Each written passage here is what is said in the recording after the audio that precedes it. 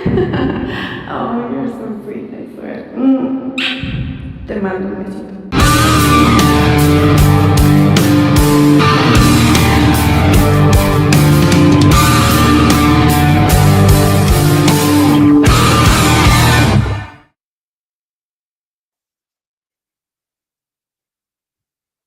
All right, cool. We're on Disco Acid Cult TV. As everybody can see, we have a special guest tonight, longtime friend of the channel, certified rock and roller, GrimRock. GrimRock, introduce yourself. Who are you? What do you do? What are you into? I am Grim. It's my nickname, GrimRock.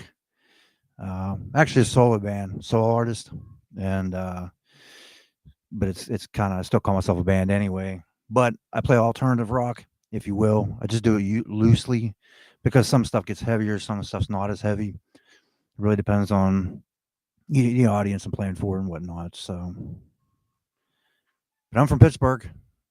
I can say that. Pittsburgh, Pennsylvania. Oh, really Mhm. quick, Francis in the chat. Are the volumes all right? Just making sure we both sound good to the audience. GrimRock, you are from Pittsburgh. I guess Mhm. the first thing, the first thing you have to ask any kind of musician, I want to hear the influences. What are your biggest musical influences first and foremost? That goes. There's a wide range of those. I mean, I could sit here and say all the same ones that everybody does, but really, it all comes down to a couple different bands, and they're more obscure than just saying, "Oh, it's the Beatles. Oh, it's the Rolling Stones. Oh, it's Pink Floyd." I mean, obviously they have influences on me, but my first real influence was a 45 that I found in my dad's basement. It was Gloria, but it was Gloria 69 by Shadows of Night, and it was like this heavily overdubbed, distorted guitar over the actual Gloria track, and that's really where it all started at. I heard that and I was like, this is just ferocious. I love this. I love the sound, and that's really kicked the whole thing off. So a lot of my stuff's like the '60s garage rock. That I kind of lean back on. I mean, that's why my sound sounds a little bit more raw. How old were you? Do you think when you found that record? I bet you I was probably 10 or 12. Okay, we're I talking we're bet. talking we're talking the good old days of finding your dad's music and it pretty much changing everything about you. This is gonna be my life now because you found this record in the garage. Oh, that was fantastic. I mean, I wore it out more than probably it was already worn out from back then.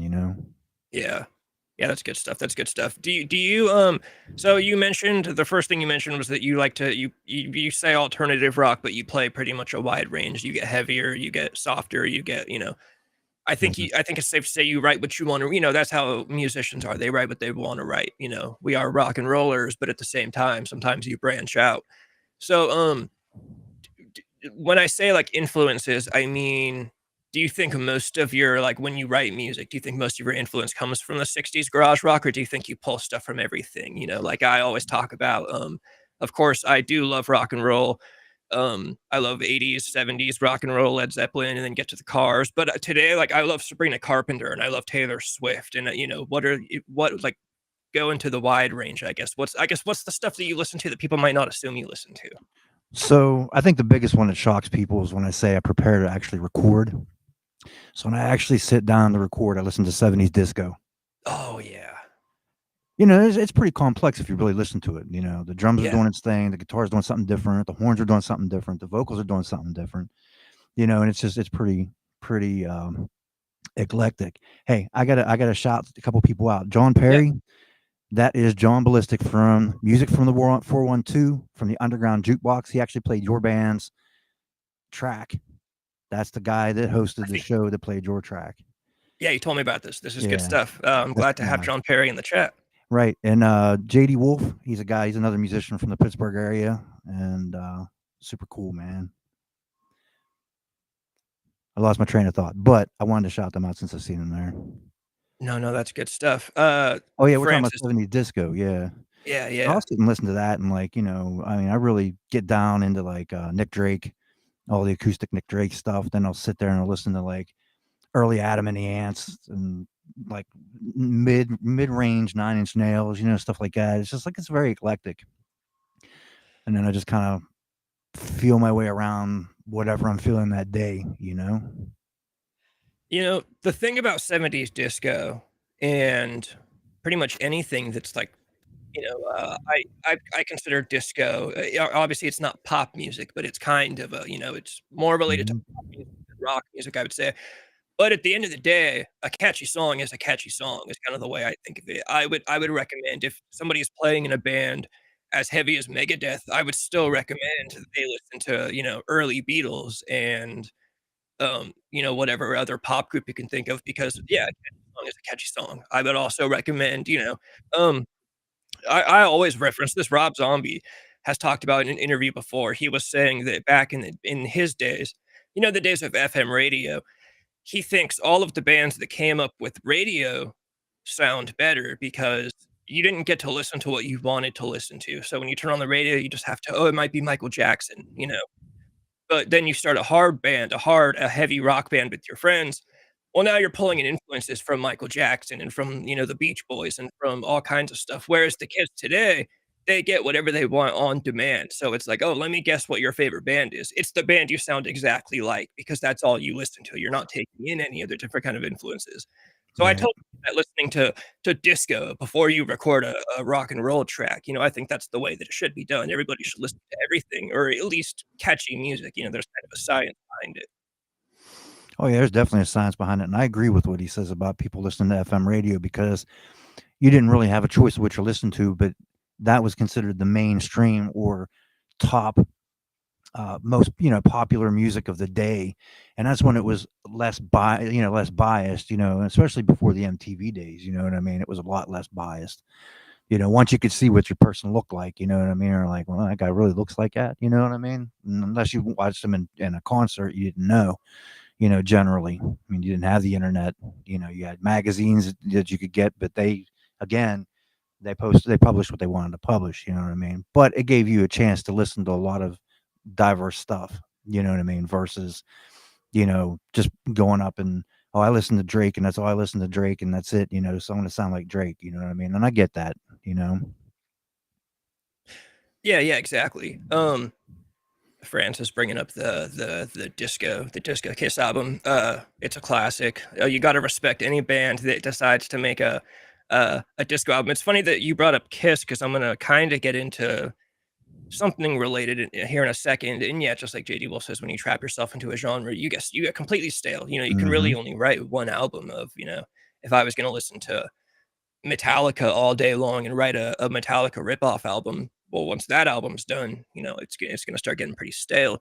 Um, so yeah, Francis brings up Kiss, which makes me want to get to the face paint. When did you decide that you were gonna paint your face? Were you gonna create a character? So I always had the Grim character. You know what I mean? I mean, my nickname was Grim. I used to have a more not so good disposition many years ago, is how I ended up earning the name Grim. But at one point, I wanted to do something with it, and at one point, I wanted to turn it into like a business, like Grim Limited. I actually wrote that down, and I've always had my logo. So I was just trying to make something up with it, and then one day, I was sitting there thinking about it, and I was like, I might as well use it for this. And honestly, this right here is a modified version of a Halloween costume that I wore.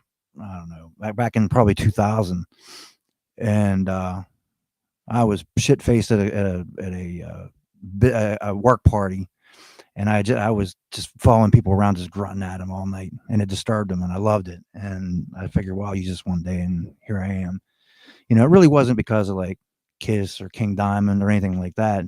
It was more okay. It's more of a gimmick, I Yeah, guess, something to catch because not everybody has a catchy image, and everybody kind of looks the same, in the music industry. And the other thing is because I'm older, and there is ageism I feel in the music industry, and if people really knew how old I was, I think that they would just kind of shove me to the side and be like, oh well, you're not that 18 to 22 range, and you're never going to get somewhere, and so I cover up, and that's probably one of the biggest things with it, and this yeah. kind of represents my insides, how I feel on my insides, you know what I mean? So yeah, that's so it serves a creative purpose and a practical purpose. I think that's cool. Chat question real quick before I get to next one. Francis says, "How long does it take to put on the mask?" Well, that's a two-pronged question. If I do it, I'll make it. It'll look like shit and it'll be all sloppy, and I can do it in 15 minutes. I had my Mrs. Grimm do it. It takes her about 40 minutes ish, and it looks better. She puts in that care, the proper love and Oh yeah, care. she does. Mm-hmm. That's good stuff. And it doesn't look the same every time. Like the eyes are a little bit different each time, and then how she squiggles it down here is different. Like I didn't notice it, but usually I'm like, oh, I want to make it more frowny. You know what I mean? I always tell her that because it looks more straight on this one. But it's just, it doesn't matter to me. Yeah, I just told her just get it on there and make it look messy because I'm supposed to look like this. You know what I mean? So Yeah, it's supposed to look lived in. right. I think it's awesome. I swear one of the way I think you first came along as far as being a friend of the channel, I know you just kind of I think you were scrolling through YouTube and you came across us and you got in the chat. I think what we were talking about coincidentally was I remember talking about how I'm appreciative of the rock stars who create kind of a show and a character, so like Rob Zombie, Alice Cooper, Kiss, bands that, it's not just Jake who works at Whole Foods getting on stage. It's you're creating a whole persona and a character. And I also was gonna ask, I know for me, way back forever ago when I was playing in my high school band, one of my kind of favorite creative moments I had was I had this idea that we were gonna start we did face paint for a good little while, but we did, we were in high school and we were drinking, so in our minds, we were doing what we thought of as, like, Native American style face paint every time we'd play shows, and then this turns into a thing where, like, 100 kids from the next town over would come, and they would also have their faces painted, so we know Mhm. they were here for us. But even then, my face was nowhere near as covered as yours is. I just had some designs around. But even with just that, you kind of get this feeling of I don't want to say like a false confidence, but it's a confidence, like people can't see me. It's kind of like, you're wearing a mask, like a mascot costume. I can behave however I want to behave because people aren't going to know it's me the next day. Do Right. you get some kind of, do you slip into a character? Do you feel like a little bit? Oh, for sure, especially out, because I don't I don't go to shows unpainted and then painted shows. Generally, I'm driving or my wife's driving me to a show and I'm already painted. So, it's like, oh, I want to stop and get a monster. So I go in a Dollar General and I'll paint it up and it scares people when people get pictures with me and some people are like, what, that's not Halloween. I'm like, yeah, so come see me tonight, kind of thing. And so I'll stop in anything, anywhere, and just I follow that character along, especially when I get to where I go and I'm on stage, it's a whole thing, you know what I mean. Anybody that's seen me knows that there's just there's a little different edge to it, once I hit that stage versus when I'm talking to you on the floor before I go on, but you got to have that, that definite confidence before you get up there. I'm by myself. Like I have backing tracks on a tablet of everything that I record. I just eliminate the guitars and the vocals, and I even eliminate the rhythm guitars. So when I'm playing the leads, it's very empty, and I'm like, I'm challenging myself to make it as right as I can make it without messing it up too much. You know what I mean? But it's all a confidence thing. I'm up there, I'm doing it, messing it up or not, following it through to the end. You know what I mean? So, oh yeah, there's definitely a difference.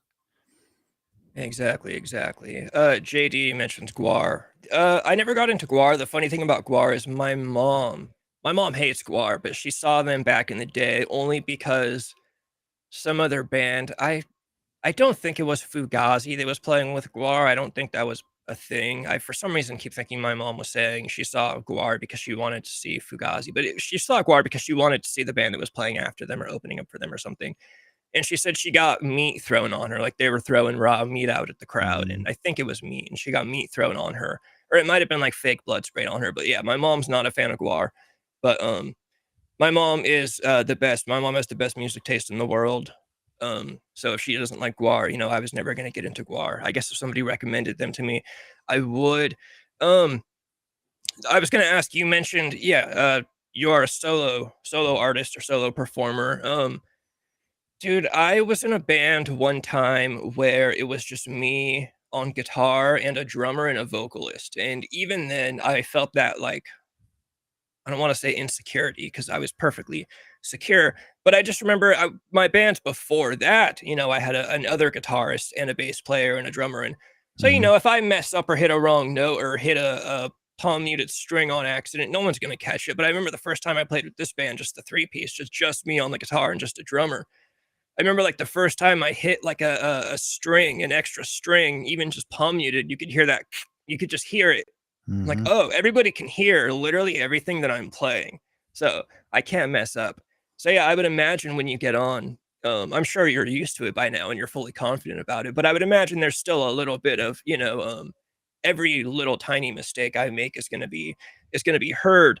And so yeah, I was gonna say, what is that like just playing by yourself? And then to add a part two, what exactly do you do? I know you've kind of said you use a drum machine, but go through like your rig. What is your whole rig that you use to get everything playing?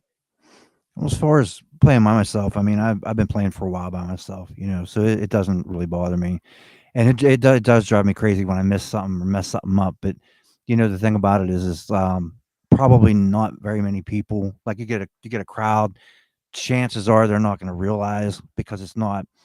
I'm not playing a ZZ Top song that everybody knows note for note, word to word. It's all original music, so they probably have no idea anyway.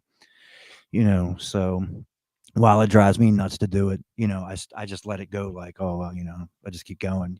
So, but playing solo, man, I don't mind it. I wish I had a band sometimes. Sometimes I don't, you know what I mean? It's one of those things. Now, as far as your second question, what was it again? Your rig, like Oh, your yeah, my rig. electrical. So I have my studio set up. I do have an electronic set. It's not a drum machine. It's an actual electronic set of drums. It's an Elise's command mesh set. So it's a full kit, but it's just electronic and not acoustic. You know what I mean? So I do play them like with sticks, like no, like normal, because it's pads. But I have that. I have an Ampeg bass head and with an Ibanez bass on the one side. I got my Jackson. Yeah, dude, the V is awesome. The flying V is awesome. This is my lightning stick. I love this thing. I take it everywhere. I run that actually not through a Marshall like all the metalheads do. I actually run it through a Vox amp. You Okay, know, that Vox amp puts out a different type of tone, and Vox amps are awesome. that's what gives me like that more growly tone. So it's not quite punky, but it's not quite metally. You know what I mean? Yeah, And I have other things. I got the vocal stuff down there. Like I'm actually running through it now. So if I did that, I'd be in a chamber. You know what I mean? So I'm actually running through my studio rig now, talking to you. You yeah. know what I mean? I got a Mackie soundboard. It goes through my what the heck? My PreSonus stuff. I have a PreSonus interface. My monitors are PreSonus. Most everything I use is my headphones are PreSonus, but I can't wear my headphones when I have my hat on because Yeah, they're big ones like yours. You know what I mean? So, but yeah, I got a nice rig. I got a didgeridoo. I bought it one day. I was going to use it in something, never did. I have percussion stuff. I have a lot of stuff. It's just you know. that's awesome. That's awesome. I gotta advance my rig even just a little bit at some point because I would like the reverb you just showed. For, maybe like when I first get on stream, you have the reverb like "Welcome to the show." It's like that. Oh yeah. I'm pretty basic right now, but yeah. The thing about playing solo, that I do think, obviously, there's pros and cons, and maybe you're not like this, or maybe you are. To me, the biggest pro about playing solo is because, aside from playing in bands, I've done plenty of solo music that I wrote all myself, or, I one time had a project where I just had a singer, but I wrote everything and would just tell her what to sing. I'm and this happened more as I got older. When I was younger, I was very, the guitar is my part, the drums are my drummers, the bass is my bassists. But as I got older, I started becoming more like a creative, I don't want to say dictator, when I was playing in the project with just the singer, if she ever made a recommendation to me, it was just, I don't care. Like, I'm writing the song, this is how it's going. So to me, that's the biggest pro of playing solo. It's just that every little thing about it is yours. There's no, there's there's nothing in there that you don't want in there. There's no back and forth between you and a drummer about a fill that goes in there, and maybe he wins the argument and he gets it. It's just completely yours. But then at the same time, that does mean you're gonna die by your own sword if people don't like the music. But I think that's kind of how it should be too. Also, it's kind of like an all or nothing thing, and I just like it that way. If I'm gonna write my own music, it's gonna be all mine. The drums are gonna be mine, the bass is mine, the guitar's mine, the vocals are mine. So I think that's probably the best pro. Obviously, the biggest con I would say is, like you said, sometimes you do wish you had a band. There's a fun camaraderie. I get a little cheesy, and I always talk about my ex bandmates and how we went to war together. When you play a show, you're going to war with these guys. If one of you guys gets too drunk and embarrasses himself in front of the pretty girl in the audience, well, now you all look bad. You've all lost the war because you guys all represent each other.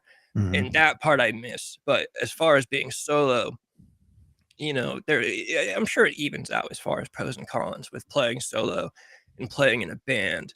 You said you play every instrument. So when you record, do you record drums? Like, do you record bass? Do you just take everything on when you record? No, I record everything bit by bit. Yeah. Because I have physical equipment to do it. So I actually run it through all of it. Even though electronic set, I still run it left and right off the back. So it's actually kind of changed over to analog, even though it's still not an analog kit. It has that feeling of analog, when I record. So it has a left-right channel, but everything I have is analog, you know what I mean? Going in otherwise, and it just gets converted over through that interface to record. And I use Studio One Pro, so that's my DAW. And so I got to do it bit by bit, same shit, metronome track, guitar track, bass track, whatever I feel like, do the opposite, get one track down to each, put a drum line down, listen to it, see if I even like it, and then go from there, When you actually write, do you start with a guitar? Most of the time I start with an acoustic guitar, believe it or not. Yeah. That's what I've always, was guitar your first instrument? No. What was your first? So I actually played keyboard. My dad actually was a trained classical pianist. Okay. And so, obviously I wanted to learn piano, and he was excited I wanted to learn piano and sent me for piano lessons. Well, I felt miserably at that.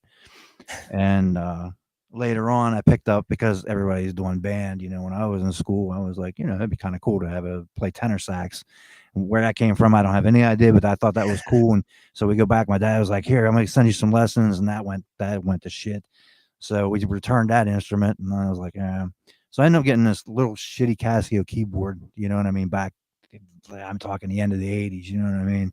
The best time for Casio keyboards, though. And it had its easiest sounds on. Even the piano sounded really bad on it. You know what I mean? But I had it, and I started playing with other people with it. And the guitar thing is kind of a twofold thing. And the first story is my first wife. We got an apartment and everything. We was going to fill our apartment up, and we went to a place to get living room furniture, of all things. And we're going in there, and we fill out the credit application for it. And we were young, you know what I mean? We just got out of high school, and they turned us down. But the guy that turned us down turned around and said, you can go to a store and get a store shop card, and that'll build your credit up, and you can come back and get your furniture. So in the mall that I'm here locally, we had a place called Keyboard World up there, and I knew the people in there because I always hung out in there. And I went in there and told the story to them, and they're like, "Oh yeah, we can get you pick something out. We'll get you financed, get your credit built." And I'm like, "Yeah, right." He's like, "Yeah, so go ahead." So I went and picked up this hot pink and white Epiphone Flying V. Oh, that's awesome. With this really shitty amp, because that's all that we wanted to kind of bundle into a finance thing. And sure as shit, they approved me. So you would think once I got that far that I would try to learn this thing. No. Well, I ended up selling it. Right? Back to keyboard. So anyway, move on. I get divorced. I have no guitar, and we never end up with living furniture. But my second wife, on the other hand, so I got lined up in this apartment. It was a top apartment, and a guy below me, his name was Bob Herneman. And I didn't know his name before that, but his name is Bob Herman. Anyway, I used to hear music through the floor, and it didn't bother me none. But one day I was like, man, that sounds familiar, but I just can't place it. And I know a lot of music, So I went downstairs and I knocked on his door, and he answered. And I was like, hey, man, I'm your neighbor upstairs. I can hear your music. He says, no, I'll turn it down. I'm like, no. I said, it sounded familiar. I just want to know what it was. So he invited me in. Here, he was sitting there writing originals. So I go upstairs, get my keyboard, come back down, and we're just jamming along. He's like, I know this guy. His name's Clay. We'll go pick him up. I'm like, all right. He plays bass. So he goes, we go pick him up, introduce each other, play bass. And that was good for like a week. Well, we decided that the keyboard wasn't going to cut it, that we needed a guitar, right? And they didn't have a guitar player picked out. And Bob had this old Gibson SG. It was like a early mid 70s one. You know what I mean? That's good stuff. And so I ended up kind of half-assed learning enough on there to be able to play. And what really boosted it was one day I sat and just decided to pick up Clay's bass. And once I picked that bass up, I realized where things were at in conjunction, and then really started learning how to play guitar then. But that was a lot of years later. You know what I mean? So I still can't play. That's the best mentality to have, is just that no matter how far you go, I can always play better. Let me pull up, just because we got a chat question from Francis. What is the craziest thing you've ever seen at a show? Well, playing a show, I guess, a show that you played. Well, as a band playing opening act for another band, I'll have to say the Convalescence from Toledo, Ohio. I opened up for them at the Hard Rock in Pittsburgh. And, you're talking about gore throwing meat out. Well, they actually had bloodied up baby parts that they threw out everywhere in the stage. That was pretty wild. But they are a working band. They play, 4, 5, 6 days a week. You know what I mean? Relentlessly. Now, as far as somebody else other than myself, you know what I mean? Me, I don't know. I don't really have anything happen really crazy on stage. Millville Music Festival last year, it was these chicks, man, that come up to me before I get, like, I don't know, band or so before I got on, maybe 2 bands. John would know, Ballistic would remember. Anyway, these chicks come up and they were all dressed up in like Halloweenish gear. And we're talking end of May. I look like it's in the end of May. I look like it's everywhere. I play. And they come up, and the one lady asked to take a picture with me, and then the other was like, well, can you sign an autograph? I'm like, all right. So I got these pictures out of myself that I had that I was just going to pass out to people who had GrimRock and Roll on it. And I signed the first one, and the next one was like, hey, can you sign it and say this on it? And gave me some crazy ass thing I wrote down. So I did that. And then it like got escalated like huge. Well, anyway, I ended up with a group picture of them at the end, and it was really cool. But I didn't have anything real like negatively crazy happen. Nobody's done that yet, thankfully. You know what I mean? I'm not sure exactly. I mean, I don't have the Grim name for no reason. I'd hate to see what had happened. I'd say the baby parts is a pretty good. Oh yeah, I have a couple of them in my thing in a Ziploc bag. I kept. Oh, that's awesome. Yeah, you got to save this if you're playing with a band that throws out baby parts. Hey, they were painted up too. Yeah. Yeah, they were all painted up too. So I took a picture with the lead singer guys. So.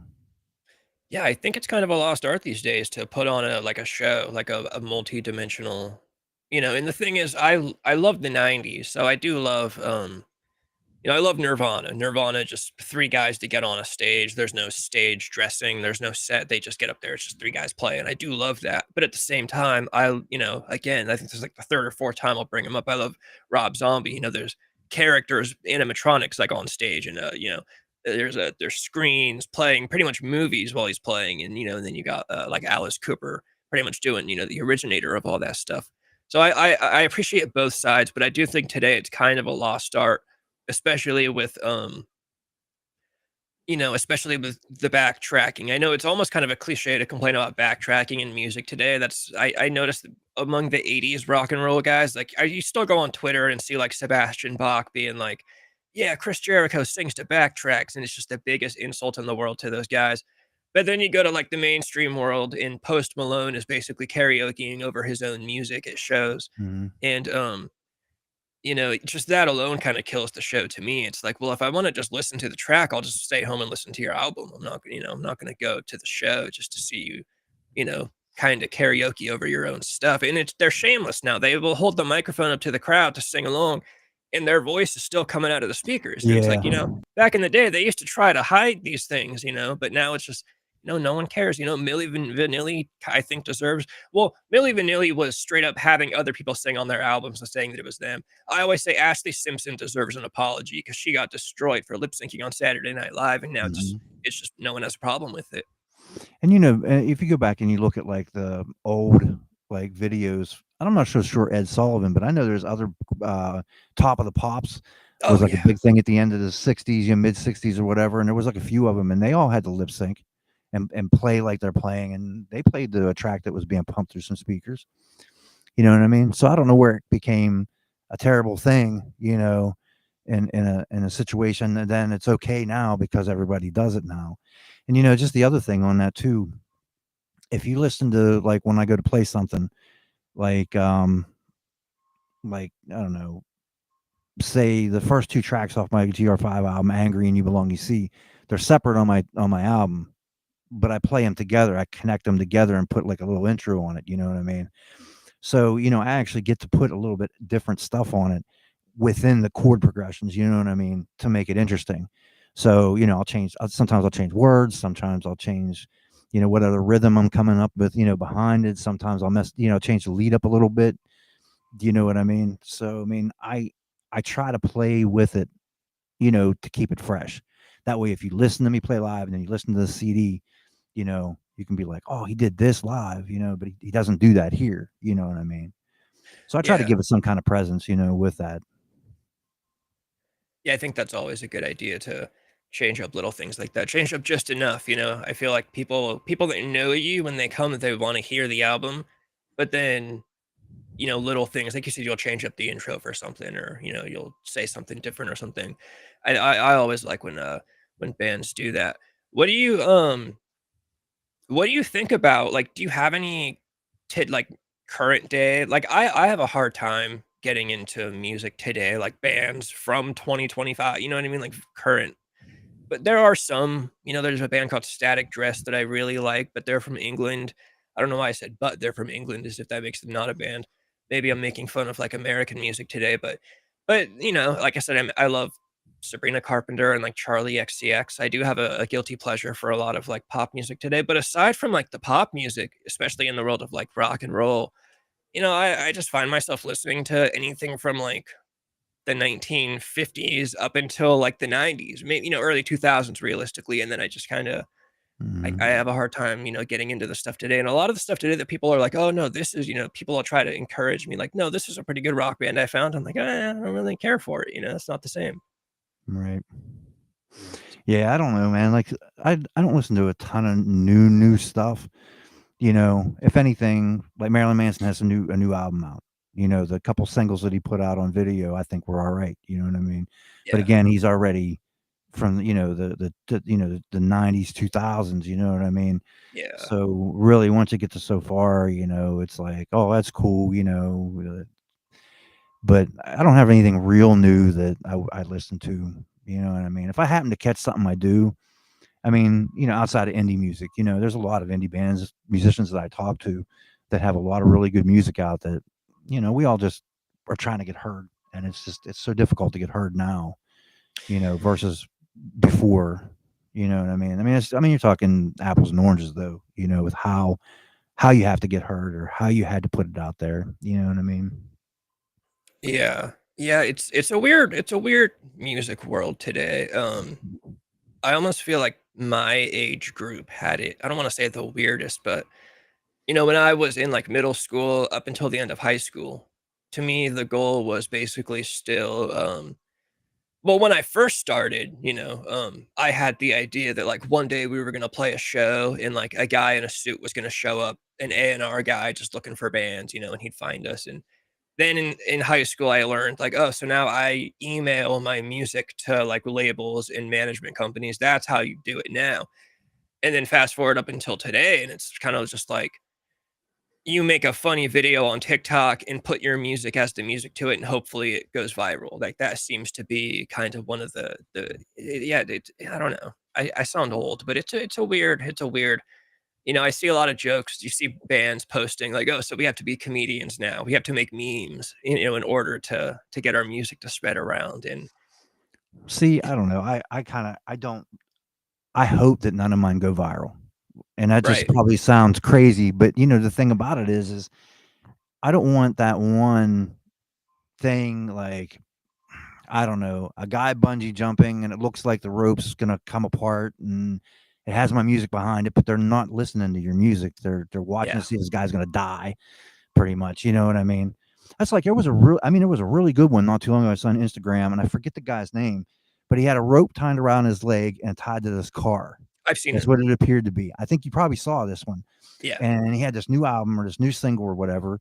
And I can't remember what the catchphrase was that he had, but this car is driving away, and you just couldn't help but sit there and watch to see if this car was going to drag his ass away. You know And what then I it mean? cuts Or to the not. band. Yeah, but it Yeah. was for the band. But that was less extreme, like, than a lot of the things, like, you probably could do to be viral. You know what I mean? Yeah. And JD Wolf's right. There's a lot of sharks in the ocean out there. You have everybody and anybody trying to make a dollar off you who isn't really making any money. You know what I mean? Oh, dude, even this YouTube channel that has like 500 subscribers. I've gotten like 3 or 4 emails to the this YouTube channel has a Gmail, and I got a comment on a stream like a long time ago, just people being like, "Hey, I can help you get more subscribers if you just, Mhm. do this, that, and this." I'm like, dude, I'm literally like an actual nobody on YouTube, and there's already people trying to get me to like send them flat fees, for subscribers. And Well, that's the thing. They think that everybody's gullible when they're going to do it, and you're going to send them $20, and you're going to get 5,000 subscribers, and then next thing you know, YouTube's going to ban your channel. You know what I mean? And you'll never be able to yeah, have a YouTube channel again. But they don't. People don't look at it, and I think that has a lot to do. And I hate to single out like a genre of music, but that to me feels like the old rap music style, because you have, I mean, even with metal, like old metal, I can single that one out too. You have the videos, and they show what do they show: hot women, fast cars. You're doing all this shit. You're setting stuff on fire. You're this, but everybody looks famous. You go to a rap video, got Cristal, they're on a yacht. They got all these women dancing around. It's in the Bahamas. You know what I mean? Everybody sees all that, and they think that they can get it all now. And so these people that do the promotions, I think they try to get the people who think that. You know what I mean? I can get rich tomorrow because you gave me 1 million streams for $50. But the reality is, you're shooting yourself in the foot, and that goes back to how the AR works now. There really is no AR out there. You have to be established before a somebody looks at you. You know what I mean? which doesn't that I talked about this with a couple weeks ago when I had the guy who runs Quick Fix records on, or Quick Fix recordings. It's almost like now you have to be your own AR guy, because when you think Mhm. about like I love Guns N' Roses, the story of Tom Zutaut just kind of wandering into a venue, and there's Guns N' Roses. They're just a bunch of homeless heroin addicts. But Tom Zutaut sees them and has faith in the music enough to say it's going to be worth it for us to take these heroin addicts, these gutter junkies, and put some money behind them. Nowadays, you need to have 1 million subscribers before anyone even looks at you. It's like, okay, well then I'm not going to bother because I have 1 million subscribers already. I just did the job for myself. I'm just going to continue on as a solo. I don't need your help. Right. Yeah, that's the way it is. A&R doesn't exist the way it used to exist. And there's nobody going to come to a bar. There's nobody going to come to a big venue. Even if you're a larger person, there probably isn't going to be anybody there either. And you have to show your worth. So there's no development programs, artist development programs. There's none of that. And the labels where they're saving all that money there, they're being able to pocket more profit because of that. You know what I mean? So, and yeah, followers don't equal listeners either. And that's another thing. I'm against running ads. I tried Facebook ads a couple years back, and I got all this all these likes and all this stuff, and I was just running up my bill, you know what I mean? But you got all these likes, but there was no click-through conversion. There was no conversion rate. You Mhm. know what I mean? So that's another thing too. So I mean, there's a lot to it. And I do my own everything you see me do, I do on my own, as far as marketing, promoting, going out and getting a gig, going out and getting a podcast, setting up videos to do videos. I'm doing all that on my own. You know what I mean? Other people, when it gets to be the time to do something, have, helped at that moment. Like with the Don't You video, I had, two tattoo models in it that helped me do the video over in Dayton, Ohio. You know what I mean? But Mhm. the original pieces of it, the whole putting it together and pulled together, that's myself. You know what I mean? I don't have that.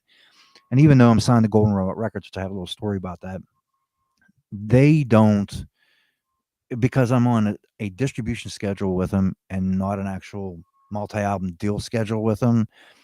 The level I get from them is just okay. So I release something, they put it out. There's really nothing more than that, and it's that's just how it's written up. You know what I mean? I'm not a label artist, so to speak. You know what I mean? But I'm on their distribution label. You know what I mean? So so it's tough. It's tough being an independent artist. Period. Even with a little label, it's tough. You know what I mean? Because even if you had, let's say just for example, Quick Fix Records, say that they push their artists, the artist still has to push double hard, two times harder than the label does to maintain that relationship. You know what I mean?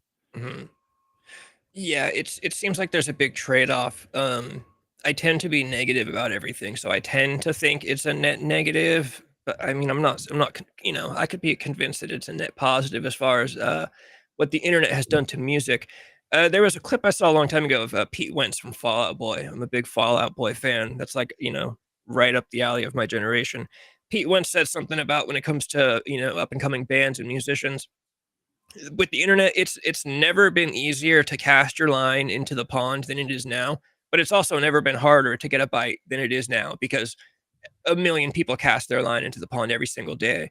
Hmm. Whereas, back in the day, again, to bring up Rob Zombie, I'll bring him up 7 more times tonight, I'm sure. He again talked about how back when he was coming up in White Zombie, the system kind of did its job by separating the doers from the don'ters. He said back when he was that age, you and your band had to get into a beaten up van and drive across the country and play shows. And that's, a lot of people just weren't going to do that. So you had a lot of kids that wanted to be rock stars, but they weren't really going to get into a dirty van with 4 other dudes and drive across the country. Right. So, in today, I think most people get signed probably without even playing a show. I always say this and I say it begrudgingly. Like I loved playing shows. I would, if I was going to be in a band today, that's the first thing I'd want to do. But like I said, begrudgingly, I almost say if I was going to get back into music today or get into a band or start writing and recording again, I almost don't even know if I would even play shows. I mean, I'd play shows for fun, I guess, but I would never play a show with the intention, of again, of like, oh, a guy in a suit, Tom Zutot's gonna walk into the club and see me playing. And, it would Right. just be for fun with my friends. The serious work nowadays is writing and recording and putting music online, which, like I said, pros and cons. Yeah. And I got to everything, everywhere, everybody. That I was just gonna say something with that. You know, that used to be the thing. You had to have an EP. You had to have an electronic press kit. Mhm. You'd had to have pictures, but they had to be professional pictures. They couldn't be, oh, I just snapped them on my, I don't know, Polaroid Instamatic. Here's my, whatever. And you had to have a lot of stuff to get in that. Now it almost feels like, and see if you agree. Now it almost feels like if you give them all that stuff, they really don't want to. They don't want to communicate with you as much because they feel like you're gonna want more money. You know what I mean, to play there. So a lot of times I don't even send that anymore. I send that to certain places, certain bigger venues. You know what I mean? Like I did for the Hard Rock, you Yeah. know, and like I did for the label. So, but When I was other than that, I think it's not quite, you know, what it was before with that, where you had to have that, to yeah. get a good show. Francis, I'm gonna pull up your question here in a second. I was just gonna say when I was playing shows, my first serious band started 2009. So I started playing shows around 2009, and I was consistently playing shows with that band, my next band, and then my last band, all the way up until very early 2014, I think. And we never needed EPKs for shows. My last music project, I specify project because that's the thing I did with just a singer. So I call that a project as opposed to a full band. with that, we had an EPK, but that's just because we found a guy that offered to make us one. We never really used it. When I was coming up playing shows, pay to play was a big thing. There was a venue in Walnut Creek. Actually, one of my favorite venues to play was called the Red House.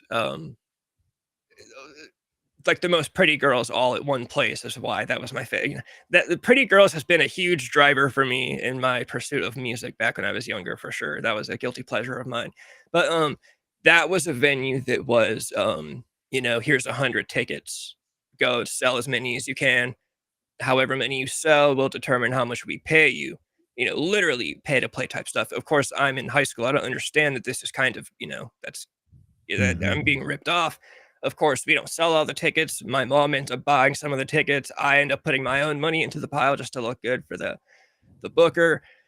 And then there at that venue specifically, it kind of became, if you got in with the booker, which I did end up doing, he would start booking you on bigger shows and not make you sell tickets. It was kind of like a pay your dues thing, I guess, but just in the form of like a scam. And then there were venues that we'd play with nothing really. They would ask you for a MySpace page or a Facebook page, kind of operated as operated as an EPK, and they would just go from there. The biggest venues we really played in California, I've played Ace of Spades in Sacramento, which is like where all the national acts come, and they didn't require any kind of EPK. It was mostly just the Facebook page, and even then it was a friend's band of ours that was booking. But what was I going to say? I guess I'll jump straight to Francis. Francis wants to know what's your day job. So my day job is also an afternoon job, is also an overnight job. So, I went from working oil and gas for a long time and getting laid off all the time to a county prison job. So I get to watch inmates. Oh, that's awesome. Yep. That's good stuff. Let's see, JD. Let me get to these JD comments real quick. They wanted to outskirt a bar. A bar wanted a press kit to book a show. I wonder, I play shows for exposure and the energy you get from the crowd. Yeah, that's the only reason I'd be playing shows. Afton, that's crazy that you mentioned Afton. Afton booked my band, my first band. We used to play at Club Retro in Sacramento, the old Club Retro. Now it moved to Roseville. And yeah, I'm pretty sure we did 2. They were like Battle of the Bands style shows. And yeah, we had to sell pre-sales. And I remember once I got to the end of high school, I was like, oh, I hate Afton. Afton booking is like, I don't like booking with these guys and having to sell tickets. And it was like this weird Battle of the Bands. Battle of the Bands are kind of like my least favorite. We've done a lot of Battle of the Bands in like different versions. What kind of shows do you like? Like what kind of, so I've played like, I don't want to say like a wide variety. I've played venues, and then I went through a phase in my like 19 to 20 to 21. I was playing a lot of house shows, And when I say house shows, I mean like anybody from California. I'll say like Stockton, the Central Valley, like gnarly parts you don't want to go to. Our buddy would hit us up and he would say, hey, we booked a show.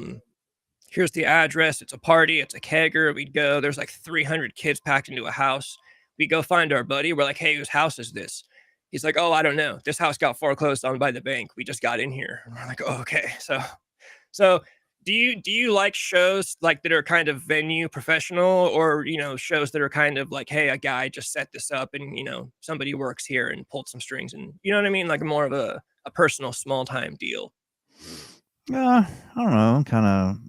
I'm kind of back and forth on that. There's some places around here that I really like playing, only because of the people that run it. You know what I mean? Green Beacon Gallery in Greensburg, PA is one of them. Mr. Phil's, he just rocks. He's just the coolest dude. You know what I mean? And, I played at his venue a lot of times, and that's one of my favorite places to play. 123 Pleasant Street in Morgantown, West Virginia is another one. The energy there is a whole different thing. The crowds there are way more engaged. And it's a college. It's a college town too. You know what I mean? There's a university there. So, and yeah, I like that place a lot. And then, I always bring up the Hard Rock. It really wasn't. It was great. I can say, hey, GrimRock played the Hard Rock, Yeah. but it's by no means like anything you would see on YouTube. Like, I don't know, name a band at the Hard Rock. They got the video, and there's all these people there. You know what I mean? Because the Pittsburgh Hard Rock's set up really kind of weird. You know what I mean for that. But yeah, I guess I prefer more of a smaller place, something a little more intimate. You know what I mean? Rhythm House Studios is another one in Charleroi, PA. You know what I mean? I play there a lot. That one's more or less an open mic kind of environment. You go there and just kind of jam out with other people and hang out and just, make connections. You know what I mean? So, Really quick, you mentioned West Virginia. I always forget that other states are not like California. Like you can go to other states in a reasonable amount of time. mhm. What's your range? Like, you know what I mean? Like it takes me 6 hours to get to Los Angeles. Like I'm not leaving to any other state within the day, but it sounds like you can probably drive to West Virginia like reasonably to play a gig. Oh yeah. So where I live in like the southwestern corner of Pennsylvania. So Washington, PA, Greensburg, PA, Pittsburgh, PA, or an hour and a half, depending on where at, or how far up. Millville, where I play Millville Music Festival, that way is about an hour and 40 minutes from my house. Morgantown's only about 35 minutes from my house. I can do that. Go to Fairmont, which is an hour from my house. In West Virginia, getting towards central West Virginia, and the furthest I've gone has been 3 hours ish. That was to Erie, Pennsylvania, and I actually played a couple different shows up there. One was for a charity called Mosh for Tots. That was really cool. And the other was a small place called Philly on the Rocks. I played there. I am going to be playing a festival in Cleveland, like on the other side of Cleveland. So that's going to be another 3 hour trip. And that's going to be at a haunted house in July. It's going to be a 2-stage deal with like 12 bands or something. And I'll be there. It's a paid gig. I'll be there. You at a haunted house sounds like a match, a perfect match actually too. Oh yeah, that's perfect. It's I would like to say that I get most of my gigs through the fall. You know what I mean? No, I have not played Philly. However, there is a guy that I talked to. I don't know his real name. He goes by Grim English on Facebook, and he's doing a show over there. I want to say I'd have to go back and look, to be honest with you, but it's just short of Philadelphia, I think. So I've been in Philly, but not to play. I have a couple. I mean, obviously, I've got way more. I'm trying to think about the order I want to do them in. This one, I imagine, will be a little shorter, so I'll get this one out of the way.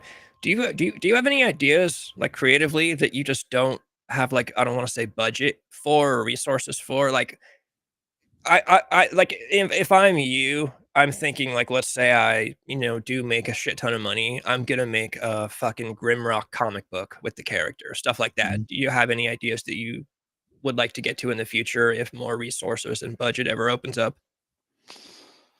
I never really thought about that. You know what I mean? To be honest with you, I mean, I Yeah. think it'd be cool to have a GrimRock pop figure. You know what I Oh mean? I yeah. think that'd be See. badass. I mean, I'm a pop figure kind of guy. I got my Devo Oh, that's with the perfect. pop figure. I keep these on my desk for inspiration. I got my Pink Panther pop Pink figure Panther in rules. front of me. But yeah, I think that'd be cool. But other than that, I don't really have any kind of aspiration for something bigger than maybe a pop figure. I don't know. Yeah. All right. Golden Robot. Yeah, so Golden Robot Records, I am actually signed a distribution label called Robot Distro. And what's really funny about that is there was about 2 years to the date before I actually had signed with them or got the offer to sign with them. I'll say I get the offer to sign with them. There was actually a contest that I seen on Instagram, and I'm not going to say the podcast name, but there's this podcast that was affiliated with them at the time, and they were doing a singles contest for a singles deal, right? So we're going to get all these submissions, and then go through and weed them down to so many, and they were going to do this vote between these guys and all these other people. You know what I mean? And the guy that runs Robot Records, you know what I mean, was going to be one of the deciders for it.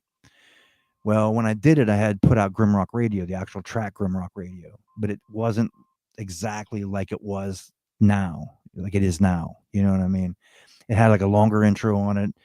It was just I guess, too long for the day. You know what I mean? To get into the track. Well, I didn't think about it like that then. You know what I mean? So anyway, I submitted this track, and I actually messed up submitting the application. So I mean, that was probably part of it too. But so I'm watching this podcast now. Every week it's on, trying to find out more about this contest. And the guy that was running it, he actually had made the comment, "Don't bore us, get to the chorus," and blah blah blah. Oh yeah. And just hearing that and knowing that I messed up the application, I was supposed to send a track and a picture. I was so excited about it. I think I sent 2 tracks, but I couldn't go back and fix it, and I didn't want to do a double entry and get myself disqualified. Well, I never heard anything about it. You know what I mean? Mhm. Almost 2 years to that day, there was another thing saying that they were accepting submissions for their robot distro thing. It's something new that they were doing at the time. And I had sent an email to this thing, and I was like, well, I'll probably never hear from them again. You know what I mean? In 10 minutes, I got an email back that asked me to send a couple tracks to listen to, and I forget what else, like a bio and whatever. So I did. And I was like, well, this is it, you know, because I already experienced this "Don't bore us, get to the chorus" thing. So I tried to pick what I could pick to put in there new. And sure shit, man, they come back and they were like, they sent me a contract with the email coming back for a distribution deal with them. And actually, it works out good for me because I was using DistroKid before, and me paying every year for DistroKid and paying all these things for the add-ons and whatnot. They're doing an 8-year distribution deal, and I'm not paying a dime for it. There was no money exchanged hands. They didn't give me any money to make any music. I didn't give them any money to get on their distribution label. You know what I mean? And it works out perfectly for me. You know what I mean? So they get a small bump off the royalties. I see a royalty check, you know, every couple months, you know, or whatever it's supposed to be, and we're happy. You know. That is awesome. I would say even just not paying for distribution at all to me would be good enough to make the deal. Like, Oh, you that know, was one of the things. Yeah, and if it's going to be for 8 years, and I got 8 years less, you know, whatever the base thing was $60 or something, and plus your add-ons and whatever, you know, it made sense to me. So yeah. their little bit of cut that they take is really not even to that. You know what I mean? So And it seems like nowadays, and I have not been playing music ever since this seems to have been the thing, but I think I'm correct. It seems like nowadays you kind of have to be on Spotify. You know, the last time I was playing, you put your music on Bandcamp and on YouTube, and you were fine. But it seems like now you really got to do Spotify. So yeah, if you don't have to pay to get your music put onto Spotify, yeah, to me that'd be a great, just that alone. oh yeah, and they have the ability to collect from more sources than I would have through DistroKid.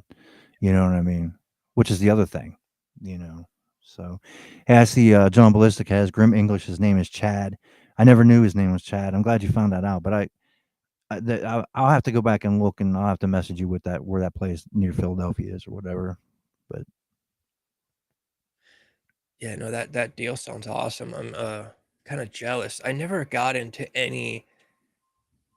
Yeah, no, I never got into any kind of deal. Like I said, the only time I ever really put up music was just Bandcamp or YouTube or whatever. A lot of my old stuff is still on YouTube, and most of it's not copyrighted or anything. Um, what do you? I know you. Right here, John Perry in chat. He runs a radio station? he actually has a show on Music from the 412, and that is a Pittsburgh internet station. And his show is called the John Ballistic's Underground Jukebox, and there's And a lot of us that frequent that show. That's the picture you sent me of the Yes, that station. had Yeah. your track on it. Yeah. So how did you guys link up? You know, I can't really remember, to be honest. You might have to answer that, Ballistic. I really don't know. Yeah, I I'm don't know how turning we the ended up getting in tables. contact. I got a question for chat now. I'm But turning the tables. I know once we got talking, and we just kept talking. You know what I mean? But I can't remember. Yeah. But we got to hang out at Millville Music Festival last year and stuff. It was really cool. Him and Bill Damiano. He runs Build the Scene Radio. You know, on Music from the 412, and he does different things on there. I'll be on one of his podcasts May 12th, actually. So right before Millville Music Festival 25. So yeah, I met a lot of different people, man, that are around that, you know. Yeah. That's good stuff. A super random one that just popped up. How long have you had that Jackson, that yellow V? I bought it when I got laid off from US Steel. My wife, she almost, I think she was going to stab me in my sleep. She's like, you just got laid off and you bought a guitar. But it all worked out. I'm still alive. As a fellow I dude, still have I the cannot guitar. think of a better time to buy a new guitar than after getting laid off from a Oh, job, I did. actually. It was like a week after it just showed up in the mail, and that was that. I've had it What ever since. what were you playing before then? Like, what are some other guitars aside from the Jackson V? If you woke up tomorrow and the Jackson V was gone, it just disappeared, and you were told to buy a new guitar, but it can't be a Jackson V, what do you think you'd get? I think at that point I have to go Washburn. Okay. Yeah, because I used to have a Washburn HP30. It was a '94, and it was a semi hollow body like bluesish guitar. But boy, did it have a great tone to it. Yeah. I love a good hollow body. I don't want to say underrated, but when I was younger, hollow bodies weren't cool. My last guitar I ever owned, actually, and I'm not a big fan of Gretsch, but I got a really cool. It was a Gretsch. I think it was called like a Rat Rod or something, and it was just really cool. Uh, Hollow body electric guitar. Before then, one of my favorite guitars. I like G&L a lot. You know, from Leo Fender, the original. Mhm. To me, G&L is like the hipster's Fender, you know, like you can get Fender, but you can get the real Fender over here, you know. Right. And I had this really cool G&L guitar, and I was always messing with my guitars, and so one night I wrote the word girls on it, so it had the word girls kind of curved over the top end of it, and everybody would ask me, "Why'd you write girls on your guitar?" And I was just thinking of things that I like, and I decided I like girls, so I'm gonna write girls on the guitar. And then, Mhm. before that, for the longest time, I had an Epiphone. That's why I got excited when you mentioned the Epiphone. I had an Epiphone SG. It was alpine white with just a black pickguard. I always liked white guitars for some reason. I think there's just something kinda, like, weird about them that I always thought was cool. It's funny how, tastes like that change as you get older. Like, what were you into when you were younger, what were you into when you were, like, a teen, like, in high school? Because when I was in high school, because of trends, I put aside a lot of things that I liked for 4 years because they weren't cool. Like, when I was growing up, I really liked AC/DC, and then I got into current stuff. I will admit, when I was growing up, I was into I liked Limp Bizkit, stuff like that. But then when I got to high school, that stuff was butt rock, and that's what old people listen to. You don't listen to AC/DC. We only listen to current stuff. And then once I got out of high school and I got older, I was like, you know what? I don't give a fuck if this stuff's cool or not. This is just what I like. So Mhm. yeah, what did you like high school age, basically? So high school, man, I was into Slayer. I loved Slayer and Venom and Merciful Fate and all the really heavy shit. It was into Anthrax. SOD. A lot of the skate punk stuff. You know what I mean? It was out at the time. Man, I liked a lot of the heavy stuff. You know what I mean? And it was like you said. It was like, well, they had Motley Crue and Rat and you know all those bands. You know what I mean? And I like some of the stuff, but it wasn't like I liked a lot of it. Rat, I really liked the Rat's second album. You know what I mean? A lot, but Quiet Riot I like better than both of them. So. But I listen to a lot of like thrash metal, speed metal, Easy O, stuff like that. Yeah, And that's really what I listened to back then. But then I would sit there and I would listen to like the early '80s, you know, synth new wave, I love that stuff. synth wave shit. You know what I mean? Like, love Devo, love fucking Devo. Like, I really Yeah, do. You know what I mean? But Gary Newman, stuff like that. But yeah. The '80s is a weird time, I think, for music because you go from like new wave, and then you go to hair metal, and then hair metal. I almost feel bad for the hair metal guys. I do have a guilty pleasure. I love Poison. I love Motley Crue. But those guys, their peak was like they only got like 2 to 3 years of like, peak in the music scene until Nirvana came and kind of, the whole story of Nirvana kind of wiping them all out. I like that band Slaughter. Just yesterday, I learned that Slaughter put out their first album in 1990. And I was like, oh, you guys were dead before you even put out an album. Like, that must be very unfortunate. But today, it almost seems like because of the internet, there's just so much stuff that we're never really going to have another like trend like that again. Like, obviously, there's trending things, but it's like we're never really gonna get just like a time when, like alternative rock is ruling everything right now, or hair metal rules everything right now because everything is just kind of constantly going back and forth of one day this person's trending, the next day this person's trending. Mhm. You know, everything's going on at once. It's really kind of impossible to have one genre like ruling the charts, it seems like. But yeah, the 80s is super strange. What do you think about 90s music? I liked a lot of 90s music. I used to listen to like when you got to the end of the 80s, I started listening, switching between Headbangers Ball and like 120 minutes, on MTV. I like the Yeah, 120-minute stuff because there was a lot of stuff I've never heard before that I was like, wow, this is pretty badass, and learned a whole bunch of different things from there. You know what I mean? And then the people I hung out with, back then, it was just so diverse. The music, there was just a lot of stuff, you know. And then the Nirvana thing, it's funny because my buddy Mark, he had a bootleg VHS tape of Nirvana, and I can't remember where he said it was from. I mean, if he was supposed to be in the chat, but I think he might. I don't know if he is or not. But um, we used to watch that and Bleach. We used to play the hell out of Bleach, you oh, know. And when Nevermind came out, we was like, "What the fuck is this?" You know what I mean? It wasn't even like anywhere near that raw, energy sound. You know what I mean? It took a long time for me to get used to Nevermind, and Nevermind is a pop album. I still prefer the B side more than the A side. Yeah, Believe it or not. Nevermind is a pop album. People don't want to admit it, but Nevermind is a pop album. Yeah, yeah. But I Bleach, I like oh, I always say Nirvana's B-sides are their best stuff. Like I love Oh the Guilt and Curmudgeon. I really like with everything. I've always been drawn to the chaos. You know, I like the stories of Axl Rose being 2 hours late and Slash is too high and Kurt Cobain's too high and Nirvana's trashing their instruments. I've always been attracted to that for some reason, like the train wreck of rock and roll. So yeah, I always like the B-sides better too. Bleach is an awesome album. Did you ever like the Pixies? yeah. I like the Pixies actually. Yeah.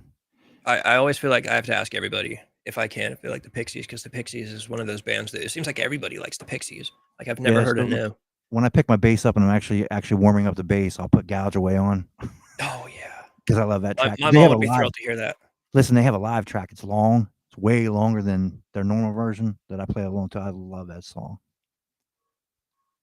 Uh, you know what? I forgot. I completely skipped over. When you started the GrimRock thing, what made you like? I assume you weren't playing music for a while. Was there a time when you just weren't playing music at all? Yeah, actually, yeah. So I played music for a long time, then I gave up. I Mhm. just quit doing it. There was a lot of issues around it. I mean, I had got into a lot of my drinking got into the way a lot. It got me in a lot of trouble. You know what I mean? So Mhm. I kind of stepped away. And it's funny that I'm actually a prison guard, now watching inmates because I was actually in prison at one time because of my drinking problems. Okay. So it's kind of a flip the switch thing on that. But anyway, yeah, I stepped away for a long time, and I talked about Mark and the thing with the Nirvana, but he actually had wrote a book of lyrics, and he had got a hold of me one day, and I used to hang out with him, party with him in the early '90s, well, mid '90s, early to mid '90s, and he had messaged me and told me he had this book, and he sent me it, and I was like, oh yeah, I'll do like maybe 2, 3 tracks, maybe 4 tracks, get something out there for you, and hopefully it sells. Well, I turned into like a 15 to 18 month project, and we called ourselves the Monolith Cage. And it really, as much as we put into it, it really went nowhere. You know what I mean? And one day I decided, I was like, I think I just need to do something different. You know what I mean? And so GrimRock was born, and GrimRock didn't have any music for a while. Like the first 10 or 11 months, I was pushing the logo with a promise of music. And that's how I built up as many people as I did initially, was just promising them something. And hell of it is, I really didn't have anything new. And so the last 3 Monolith Cage songs that we did, the product, Love and Hate, and Angel of Rats, were part of the 4-track EP, the first GrimRock EP, to give it a second chance. You know what I mean? On a new lease on life. And it took a while even just to get started from that. You know what I mean? So this has been 3 years now, 3.5. I don't know. Working on this project. You know what I mean? Okay, so yeah, that's awesome. So it basically just John Five's yeah, John Five is I think John Five is like the most underrated guitar player in the Hmm. world today, mostly because I guess now I'm just saying this to Francis because John Five's always played for other solo artists. Like he played for Marilyn Manson and then played for Rob Zombie. So no one ever, like my mom knows Marilyn Manson and Rob Zombie, but she doesn't know John Five. But John Five is like one of the best guitarists in the world. Looks like we got someone showing up for GrimRock. So that's Matt. Hey, Matt. Matt, I got a story about Matt. Matt. Dude, let it rip right now. Yeah, Matt he's in a football group. We're in a NFL football group, right? Okay. And we always talk football and talking about, the early stages of the GrimRock project. He was involved in that actually. So I was actually made a post. I was like, hey, anybody has lyrics, I'll put it in the music for you. That was my thing right then and there. I figured, well, if I could take somebody else's words and turn it into music like I did for Mark in his book, that seemed to work out for me. You know what I mean? In a way, and makes for a good collaboration. Well, he'd actually sent me a poem, and I was like, dude, you really write this? Like I was like blown away because we always talk football. You know what I mean? I didn't know he wrote. You know what I mean? Yeah. And the poem was called City, and I was like, you know what? I'm gonna mess with this, and I actually turned it into a track and not even modified the words that much, but just enough to make it a song. And City actually was the first single to be released off of GrimRock Radio while I was struggling to come up with a GrimRock themed song. You know what I mean? That was actually the first track, and that was Matt. That's awesome. That's good stuff. That's good stuff to have Matt in the chat. What's up, Matt? I swear I had something in the middle of that story and then I completely let it go. What were we saying before? Oh yeah, you started playing. You were kind of just done with music for a while and then you decided you had to get back into it. I've been in the stage, I feel like, of the just kind of done with it for a while. I'm sure eventually. I kick around the idea a lot from here and there. I can't sing. Okay, I guess that's a question. Have you always sang or did you just have to decide one day I'm just gonna learn how to fucking sing because I don't have a singer? Because I can't sing is kind of like my biggest thing. I play drums, I play bass, I play guitar, I play a little keyboard. I can't sing. So most everything I learned was out of necessity for wanting to be in a band. You know what I mean? And wanting to play music and wanting to be out there in front of people. So most everything that I do now was mostly out of necessity. So I had to sink or swim pretty much, What did you I guess now it's just straight up me like asking for advice. When it came time to, hey, I got to learn how to sing. What did you know what I mean? I sing in the car sometimes. I kind of know where my range. There's one song. There's two songs in existence in the world that I feel like I can kind of do. But other than that, I'm a terrible singer. So yeah, when you say, okay, I just need to learn how to sing, what is I don't know, what is the first thing you do? Are you just I just singing sing around the along house? with things. Even if I couldn't sing it, I tried to sing along with it. I would try to emulate, things that I heard, you know what I mean? Just like I did with guitar, you know what I mean? And that led me to where I got to a comfortable range, you know what I mean? Obviously, my range isn't as high as it used to be, but I love Gary Newman, by the way. He's still out there touring. When he plays his renditions of like Cars and Metal and Our Friends Electric, things from like back then, the way they are now, they're way more industrial sound. They're really good. I don't think I've ever listened to Gary Newman, honestly. Well, let me run through these two new ones. It took me years to find my range and myself. Yeah, the thing with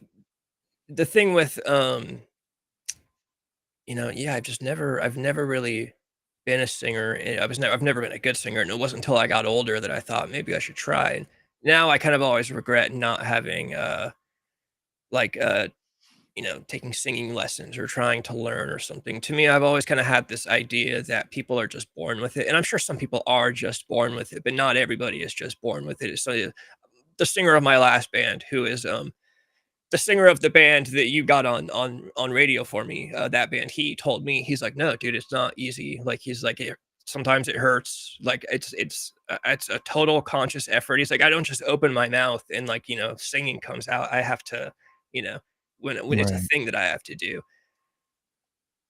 I used to always try to emulate Kurt Cobain when I was younger. I went through my Kurt Cobain phase at the age of 19. I even had bleached hair. I had bleached long hair. I was breaking guitars on stage.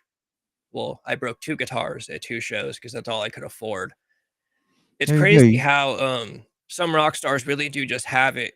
I was kind of arguing a while ago on stream. I get pretty cynical on here, and I was saying that I think there's this notion in the world. Everybody likes to tell their kids, you can do anything you want to do, and you can be anything you want. And I was saying that's not true, because look at how many people out there are trying to act like Kurt Cobain. When you see a guy on stage trying to be a Kurt Cobain, it's cringe and you get secondhand embarrassment. But you know who Mhm. was like Kurt Cobain, but was actually cool, is Kurt Cobain, because Kurt Cobain Right. was born, he was born with it. It's like a thing that you have. But at the same time, a good amount can be learned as far as musical talent and whatnot. And so I think, yeah, if people want to emulate Kurt Cobain, I think everybody grows out of the trying to emulate Kurt Cobain phase, though. I think people take things from here and there. Do you have a one particular rock and roll character? So when I talk about my Kurt Cobain phase at 19, I mean, like, I was fucking obsessed. I mean, like, I'd stay up all night for 8 hours watching Nirvana live videos. Uh, I started doing drugs because I got so into. I kind of joke that I law of attraction to myself into an addiction.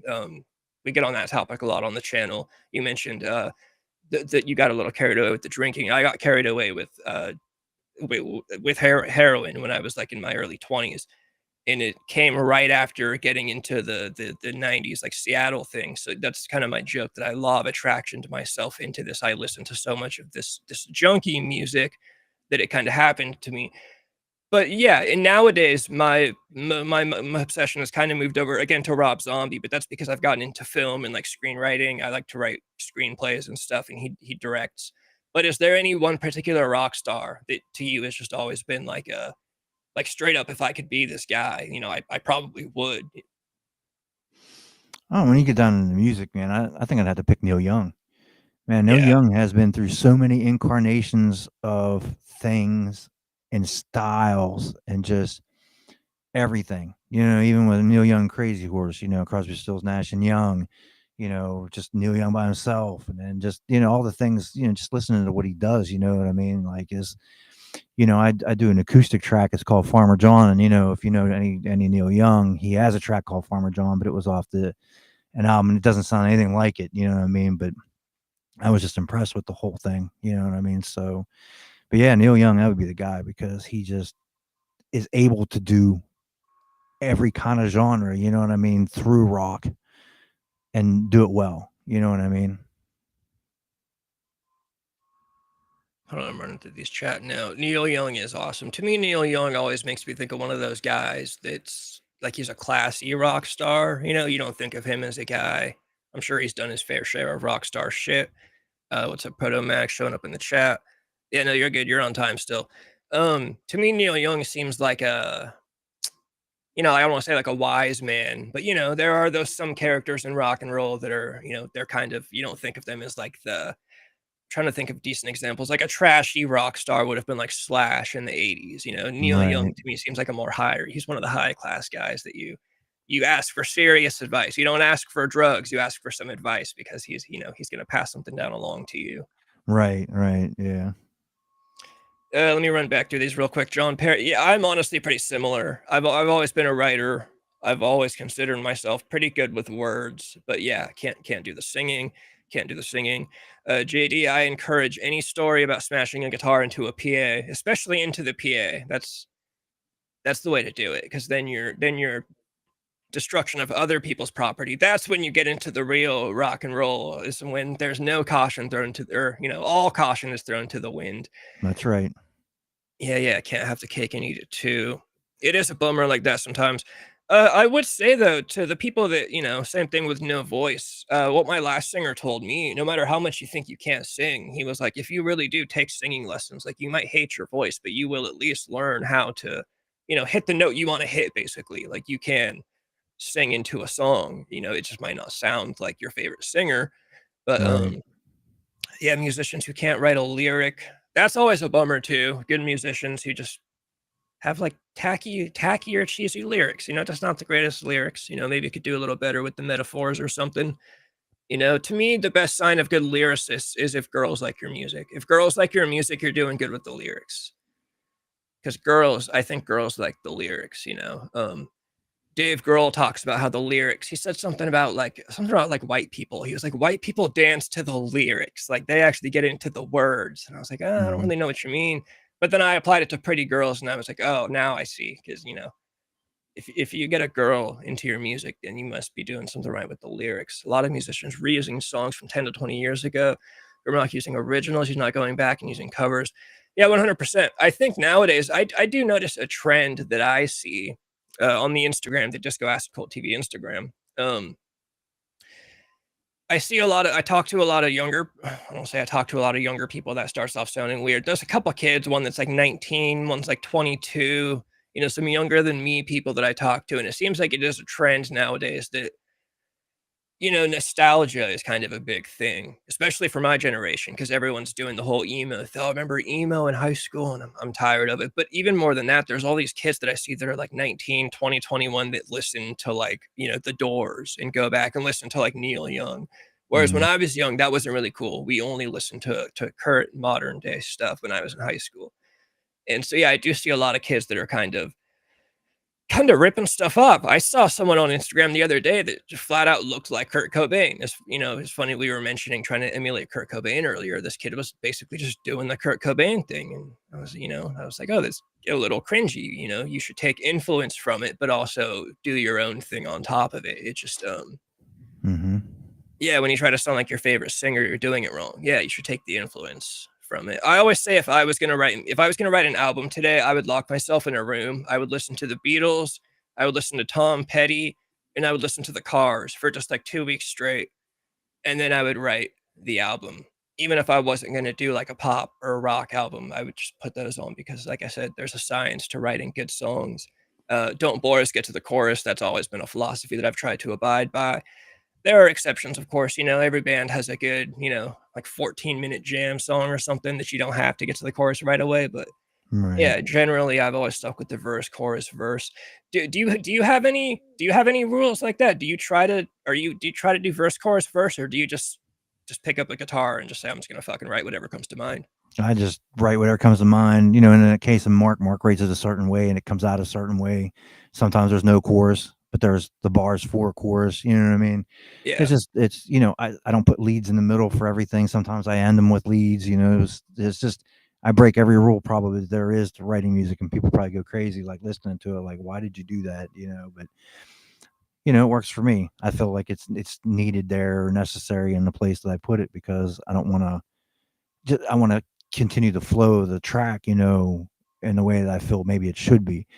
Maybe you won't feel that way, you know what I mean? But then again, you know, at the stage that I'm in, it's not like I have somebody pressuring me to make 8 tracks and new tracks and put an album out in 6 months. And, you know, you got to write it this way. You know what I mean? So I get to experiment still, you know, yet. So, yeah. I think that's the best way to do it. You know, some people say I write music for myself. I write music that I like, and if other people happen to like it, then that's good. You know, that's kind of the way that I think it's supposed to be done as far as writing. Are there any another one of my like random quick ones? Are there any foreign artists that you like? Like I like a couple bands from Japan. indie music, yeah, I have some indie music favorites. The Crom, they're from Ireland or Scotland rather. Crom's from Scotland. You know, Jake Dollery's from the UK. Louis Tivy's from the UK. Charlie's from the UK. I love Charlie. I love her music. Um, you know, Metropolis is from Germany. You know, a lot of people. You know, from all over the place. Rock Moto from Canada. You know, Trench Gun. I did a collaboration with. He's in Los Angeles. You know, I like listening to a lot of stuff like that. And then you get the mainstream, you know, like Easy O. There you go. There's your Japan metal, you know, from back in the day, you know, stuff like that. Yeah, You know, that's good stuff. Good music from all around the world. Matt, this sounds like kind of a I don't want to say similar to what I do, but it sounds like one of those kind of weird songwriting processes that people just come up with. Like I've done a couple songs where I will kind of just straight up rip off another song that I like. Like I just posted on my personal Instagram the other day about a song that I wrote completely where I took the vocal melody from a song that I like. But then obviously I changed up all the words and then I wrote the music. The music is completely different from the song that I took, the vocal melody from. Everything is influenced by everything to a degree at some point. So yeah, I'll take like one thing from a song. If I like just the rhythm guitar, I'll take the rhythm guitar, write my own drums, write my own bass, write my own lead guitar around it, write my own synth if I add synth, and then write my own vocals and vocal melody. Sometimes, yeah, sometimes I like a beat. I will just take the beat from a song, write all my own stuff around it, and sometimes, yeah, the vocal melody. And I do that a lot, and I will try to take them from things that are different. So like I would never take a vocal melody from like a heavy rock song and then write a heavy rock song. I'll take like a vocal melody from, again, some band from Japan, and then write my own kind of song in a different genre around it, not as a way to kind of mask that I'm taking this influence, but just as a way to, create something totally new out of it. I used to have a friend in high school, when we were playing like heavy music. Like you remember the scene kids of like the early 2010s, like we all had the Hot Topic hair and open chug breakdowns. We were playing stuff like that, and I had a friend that he would listen to rap music, and he would take the beats from rap music and then write breakdowns, like open chug breakdowns with those beats, and I always thought that was clever. It's weird how many ways there are to write songs. What do you think about this is kind of a cheesy question that goes around the internet a lot. What do you think about, everyone's talking about the AI stuff right now. Do you think that's going to have any kind of effect on art? To me, that's the only thing that I'm worried. I'm not concerned about the Terminator coming and killing us all. I'm concerned about studios like not hiring artists anymore because now there's just a computer that can write songs and can write the movie scripts and stuff like that. That's the only thing that I would think is a little bit concerning. Well, as far as AI is concerned, there's good things about it. I mean, there is, but there's, as far as the automation part of it, it would be good to help you automate things if you don't have the expertise to do it. You know what I mean? Like write me a drum part for whatever, and you put 3 seconds of your song up, and then it comes up with a drum beat. I think, in that case, you're utilizing it as a tool and not writing complete songs. So the people who actually write complete songs, like there is a Nirvana album out there that was supposed to be Nirvana stuff that has some demo-ish kind of things in it, but was created into whole songs that sound pretty dead on to Nirvana. And if you didn't know who Nirvana was, you'd listen to it and be like, oh man, I got to find this album, and you'll never find it. You know what I mean? So there's some downsides to it. You know what I mean?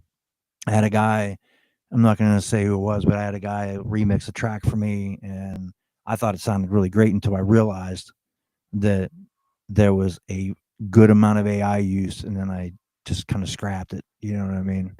Because I'm not a believer in my own music to do that, only because I can play my own things. You know what I mean? So Yeah, no, I would say the same thing. There's definitely useful things. Most of the time, if I ever use any kind of AI, it's kind of like along for like jokes, like I'm making a funny picture or, a funny sound or something. Or yeah, I would never be like, oh, I'm gonna write a whole song, a serious song that I want to release and use AI for the entire, rhythm guitar or something. Or yeah, I think the best thing is that it can't replace personality. You know what I mean? Like you could have AI write a GrimRock song, but when it comes time to get on stage, AI is not going to be able to get on stage, and no. duplicate that. That is the one good thing is that the creative jobs, as far as the personalities go, will always be safe. But yeah, I do. I'm into movies and film pretty heavily these days, and you hear about like they're talking about no more background actors whenever you watch a movie. If you see like two main characters in a cafe, say you're watching, Brad Pitt sitting in a cafe with a girl.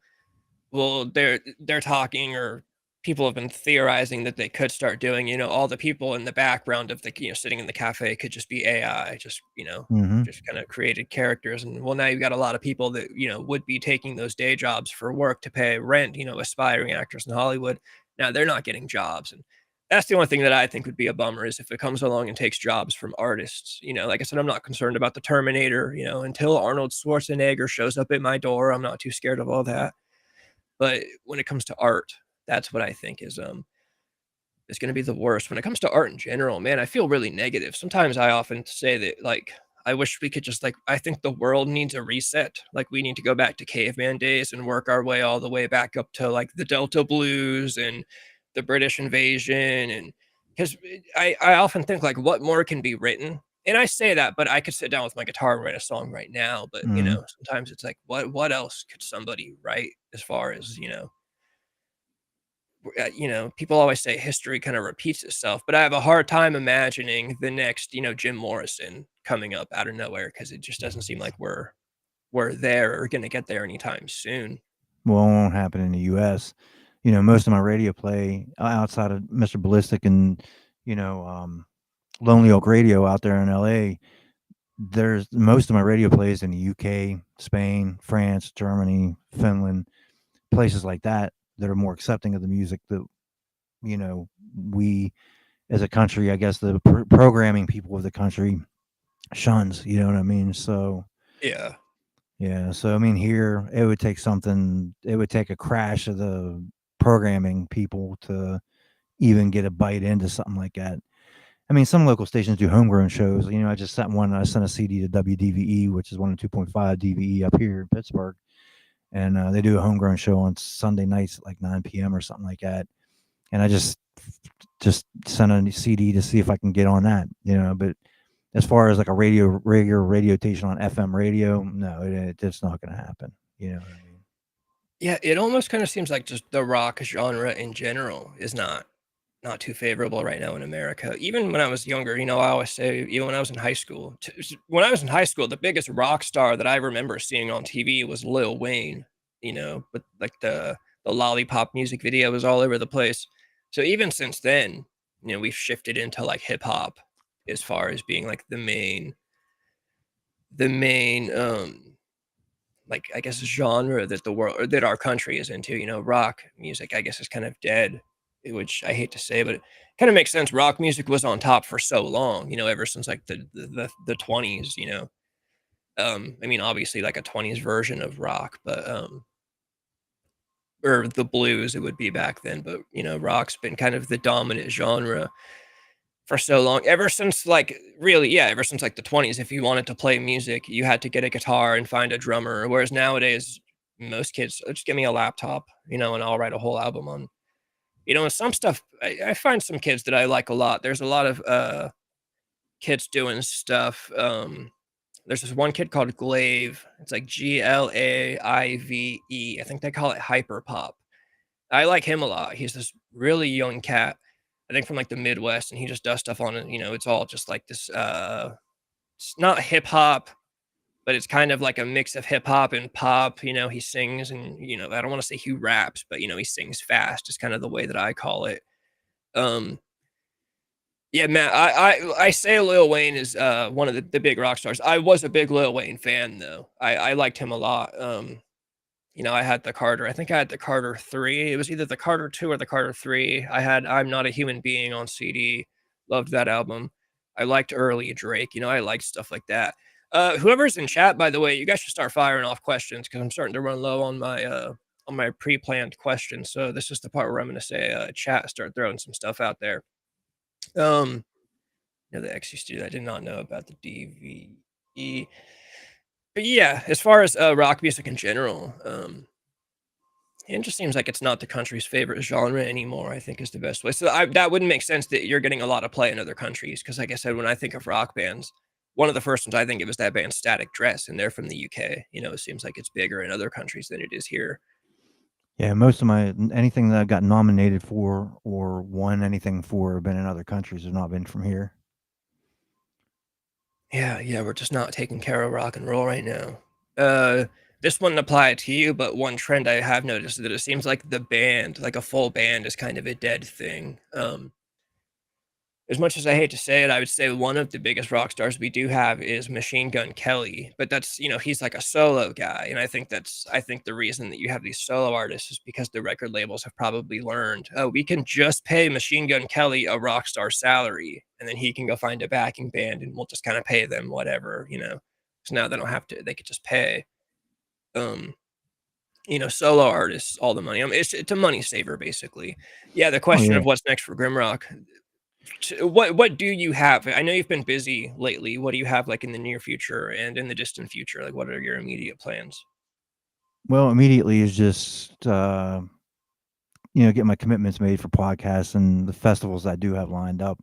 My work schedule's been kind of brutal. Like it's a lot harder for me to plan music from there. However, I do have a new album planned for this year. I just don't know when it's going to be. It's probably gonna be late in the year, like the last one was. Last one was August 24. It's probably gonna be about the same, August, September 25. But it's actually called "To Cast a Shadow," is the actual title of it, and I plan on making it anywhere from 8 to 12 tracks. I know a lot of people release singles every month, but I think I'm gonna not do that this time. I think what I'm gonna do is I'm just gonna go ahead and release one single, and then the rest is just gonna drop at the same time so that I can do pre-sales on it and things like that. Make more interest on it. You know what I mean? I'm trying a different marketing plan this time. That way I can promote something like with a special T-shirt and a CD, for one price before it gets released. You know what I mean? Stuff like that. You know what I mean? But one of the tracks, and I'm hoping it to be a lead off track, is a track called "Cursed Woman." That's actually a Matt Penn track, by the way. Probably why you asked me. No, I haven't worked on it recently, man. I'm trying. But no, yeah, that was supposed to be the lead off track. I got like I don't know, 25, 28 track starters. I got probably about 6 good candidates, you know what I mean? Yeah, That are close enough that I could really do something with the finish, but I mean, who knows? I have video plans,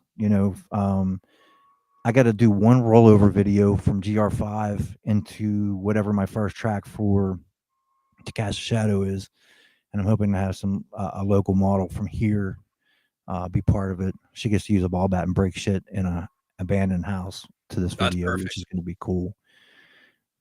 And I mean, I have a lot of things planned. I just don't have them in any particular order at this point. You know what I mean? Except for the podcast and the festivals. Yeah. How do you name things? I'm always curious about how people name things. Like To Cast a Shadow. What do you? Yeah. How do you name songs? Name albums? Basically. Well, I originally was going to name the new one GROK 66.6 FM. And someone had told me that Iron Maiden had something similar to that for a live album, so I scrapped it. So I have a fascination with radio. I did the song GrimRock Radio. I like to throw the word radio in every once in a while because, I grew up listening to radio. You know what I Yeah. mean? And that's where I learned a lot of different things at. So I have a acceptance for that. But once I found that out, I actually was watching YouTube, and through COVID, there was a series of videos that were like different different members from different bands playing like one band song. So like they did Slayer, and it was Chemical Warfare, but the guy that sang it is the lead singer from a band called Cattle Decapitation. Mm. And I never heard him before. I went to look at him, and the first song I checked out, I can't remember the name of it now. It's terrible. Anyway, the first song I checked out, towards the end of it, he actually says something like some Lucifer was something in to cast a shadow, and there's this, that, and the other. But the words, casting a shadow or cast in a shadow or something he says in that. He says it a couple times, but it's how he says it within the music phrasing, you know what I mean? Really caught me. And I was like, man, that'd be badass to name an album that. So that's what I did. That's good stuff. That's good stuff. Yeah, I've always been for some reason curious about how people get names. I do that too. I get names from other things a lot of the time. Um, Yeah, I feel like I put a lot, I don't want to say I put more thought into these things than people, but I feel like I stress more than people about like song, just even a song title. I'm like, dude, it's got to have a good song title because if it doesn't have a good song title, it's going to get skipped over. A good title, I've always thought has grabbed me as far as when it comes to things 100% radio influence myself. It's funny that you mentioned radio because one of my kind of grandiose ideas, I asked earlier, do you have any ideas that are kind of beyond resources or budget? One of mine is, and this is just beyond my following, like I obviously don't have a big enough following to justify doing this, but fast forward, let's say I do have a big enough following that I can start a second YouTube channel. I would like to do Disco Acid Cold Radio, which I guess would just be this, except there's just nothing on screen. It just, kind of just be like the podcast version. Mhm. But I unfortunately named TV, so now I have to appear on camera, or else there's no point in the TV. I sometimes regret. I wish I could go back and just do Disco Acid Cult Radio and just be like, okay, no, I don't have to worry about the camera. We'll talk in the microphones, and that'll be that.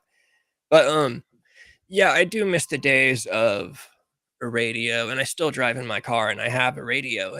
I'm kind of just so used to aux cord, put the songs in.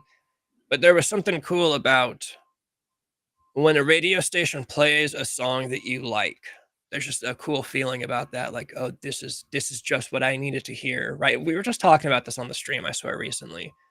It's almost like a vindication, like, oh, this is my favorite song, and they're playing it on the radio, so that means I'm right. I know this is a good song because they got my song on the radio. Yeah, Well, radio is fun. not only that, like you have now, you can stream it and all this stuff anytime you want. But back in the radio days, you called in and you talked to somebody like, "Hey, I like to request," and you pick a song. Let's go by the cars, just say, you know what I mean? Mhm. And they would talk to you for a minute, and then they'd put it on. We got a request, and it's this, or they'll just put it on, for you. You know what I mean? There was interaction with it too. There wasn't just flipping the dial, and listening. There was some interaction. And then they had contests. So you can win tickets to see your favorite band at this Yeah, place, call a number X, you know what I mean? There's a lot of stuff with radio that it's missing in today's streaming world. You know what I mean? yeah. That's that still is, even though, like I said, even though I'm doing the YouTube thing, I still do obviously, and one of my favorites is Howard Stern. Howard Stern is like one of my old school Howard Stern anyways. I still would like to do something somewhat similar to like what Howard Stern used to do. Yeah, in 6th grade, a friend of mine and I, we used to call into a radio station. There was a local station at the time. It was 106.5. I think it was Quad. It was KWOD. Now in my area, there's still a 106.5. It's just not the same. It's a different station.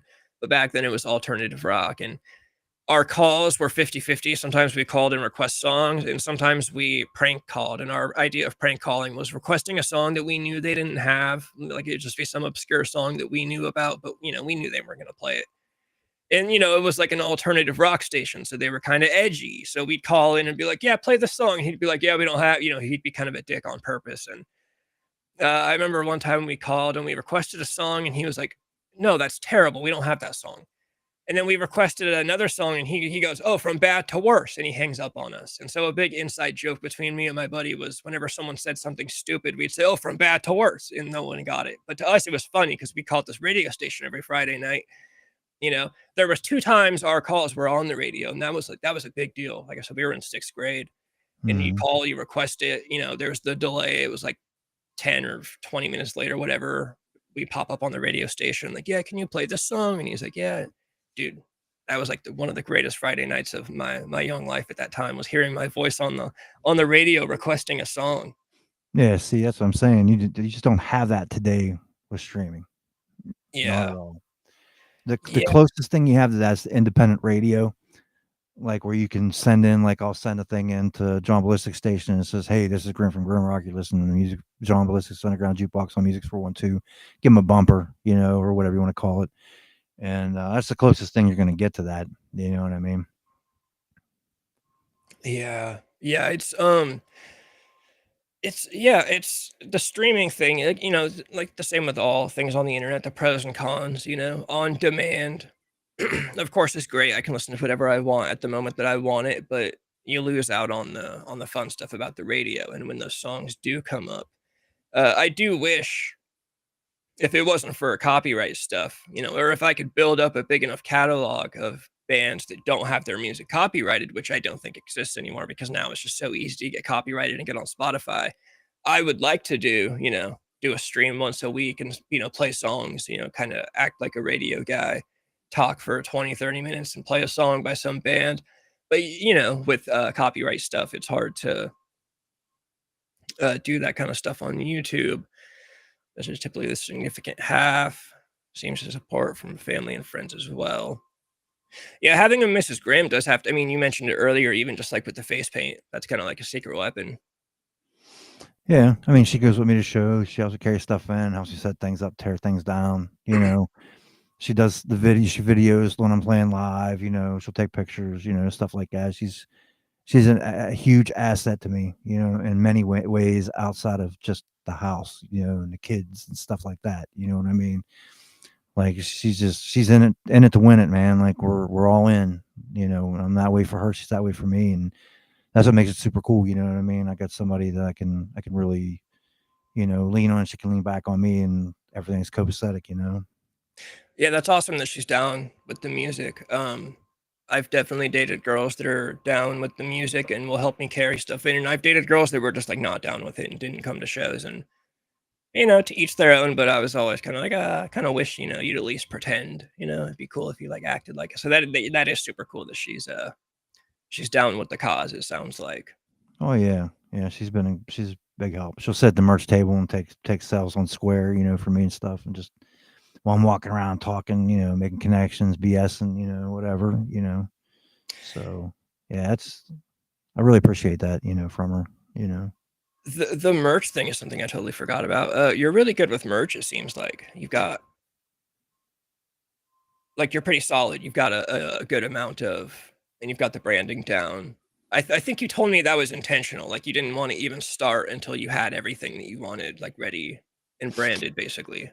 Yeah, I did. Like I said, I promoted the brand, the logo before I even anywhere had any kind of music. You know what I mean? So he's met Mrs. Grimm. Yeah, hell yeah, hell yeah. Yeah, the brand stuff I think is super important, especially just even having a logo, like a cool logo is just enough to. I mean, look, it's recognizable. Yeah, yeah, it's important. It's just as important as like an album cover, like when you were like a kid at the record store looking at CDs. For my day, it was CDs. Oh, that's a cool cover. I'm gonna grab it. You go to Blockbuster, you see the cover art. I'm gonna grab it. So yeah, just even the logo and just like the brand, I think is a good thing to have solid. Honestly, the Grim thing I think is good because you can put Grim in front of anything. I do. It's Grim merch, Grimware, Yeah, Grim Cave, that is clever. Grim Mobile. I try to do that. I'll put Disco Acid in front of things sometimes. I should do it more, but it's not that I haven't. And I don't have like a merch thing or a merch or anything. But I do some more of my grandiose ideas. I do have ideas for if it ever gets to that in the future. Yeah, I think that is clever. I think some people don't think about that. Sometimes people pick a band name and then fast forward, down the line, they didn't think these things out. I remember my band in high school, our initials were JBB. Worst band name of all time. It was called June Breaks Bright. The month June, and then breaks as if you're breaking something, and then bright, like the sun is bright. The name makes no sense. Our bass player thought of it, and everybody was just kind of like, okay, fuck it, whatever.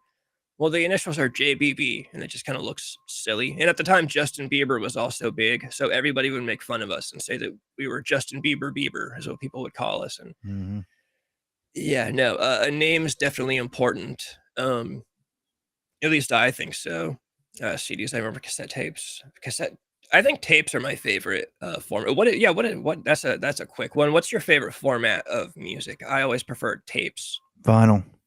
Okay, all the way. Yeah, there's no exception to that. Vinyl. Yep.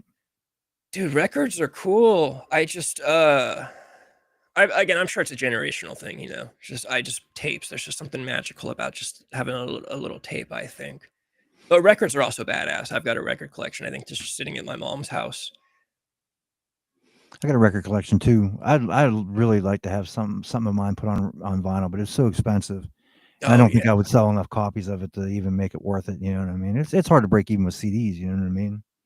yeah. But you know how I push it. You know, I push it like, well, what if happens if something happens to Spotify and they shut down and you can't listen to anything of yours? You know what I mean? Then what do you do? You know, and to have a physical CD of something or someone, no, just not just saying me, but of ACDC or somebody else. You know what I mean? How are you going to listen to them if you don't have them? You know what I mean? Yeah. And that's how I usually try to push it when I try to, push CDs and whatever. Like, what happens if streaming services disappear? I would imagine the kids that were born into this generation, they can't even fathom because Spotify's been around since they were born. So they don't even like, what do you mean? What if it's not around one day? Uh, Speaking of cassette tapes, my last band, again, when I say my last band, I'm talking 2012, 2013, 2014. We made a run of 50 tapes. We did an EP, 5 tracks, and we got 50 tapes made, and we sold all the 50 tapes at house shows. That was one of a proud moment that I'm like, oh, we sold 50 tapes in 2013. Like, this is actually pretty cool. There's peop- CDs, of course, are realistically probably like my favorite, just because CDs is what I actually grew up with. I do like tapes, but yeah, vinyl has the inserts, lyrics, and photos, but CDs has that too. That's what I like about CDs, is that CDs did have the booklets. Today they don't, and it's the worst thing in the world. A lot of people don't even make CDs nowadays. There's this band called Cannons that me and my mom like, and I went to get my mom. Were just putting out a new album right around her birthday a couple of years ago, and she likes this band called the Marias, also, who's also really. I'd recommend both those bands, the Marias and Cannons. Both girl singers. I love girl singers. Girl singers in like rock music and pop music, I think, are great. But anyways, yeah, I got the Marias, I got the CD, and then I went to get the new Cannons album on CD for my mom because she listens. She has a CD player in the car, and they didn't even make CDs. And this is like a national touring signed band, didn't even press CDs. And I was like, what do you mean they didn't make CDs? Like, they're a touring band, but I'm like, I guess I'm just old and I'm looking for a CD. Mhm. Thought it was super bizarre. Yeah, I don't think the kids are, like I said, I don't think they really comprehend, like, what if Spotify's not there tomorrow? I think they think, like, what do you mean it's not going to be there tomorrow? Of course it's going to be there tomorrow. Right. Even if it wasn't there, or even if it was there for the rest of my life, I just like having it. I have a movie collection. I've got a bunch of DVDs and Blu-rays, and I just like having it and being able to look at it and, putting the disc into the thing and sitting there and watching it. It's all kind of cold now. It's kind of icy cold. You lose the personal. Nobody sits down and puts on an album anymore and listens to it front to back. I like to listen to my music while I'm driving. Honestly, that's my favorite. I like to just put an album on. Guiltily now it is through the aux cord, but I'll put an album on track one, and wherever I'm going, I'll drive and just go the full CD. It is cool. You mentioned you want to just release an album. Everybody does like a single every month, and I guess I get it. People talk about like attention spans are really short now. Kids only want one single. Yeah, I miss the days of a band just putting out an album just like once every year or once every 2 years. Just do a whole, like you said, 8 to 12 tracks. I'll run on that with an album, or I'll run on that for the year. And then next time you put something else out, it'll be good. Yeah, kids are definitely missing out. Kids are definitely missing out on the physical media. What do you, when you do start, or have you started recording this album or not yet? You just have it in the plans. It's it's kind of started and it's kind of not. Like, I have the starter tracks for a lot of them, but I would need to re-record them. You know what I Yeah. mean? Because they're just scratch tracks essentially. But majority of the stuff, the ideas are mostly there for them. So I mean, I guess it wouldn't really take me much, but I'm trying to record it differently this time. I want it to sound better than the last one. Everything's been an upgrade. Between the audio from the original EP to GR5 sounds great to me, but it's still it's missing something. You know what I mean? And I'm not exactly sure what, but I'm gonna do it a little differently this time. See what I come up with. You know what I mean? So When you record an album or any batch of songs, I guess, or even one song, just in general.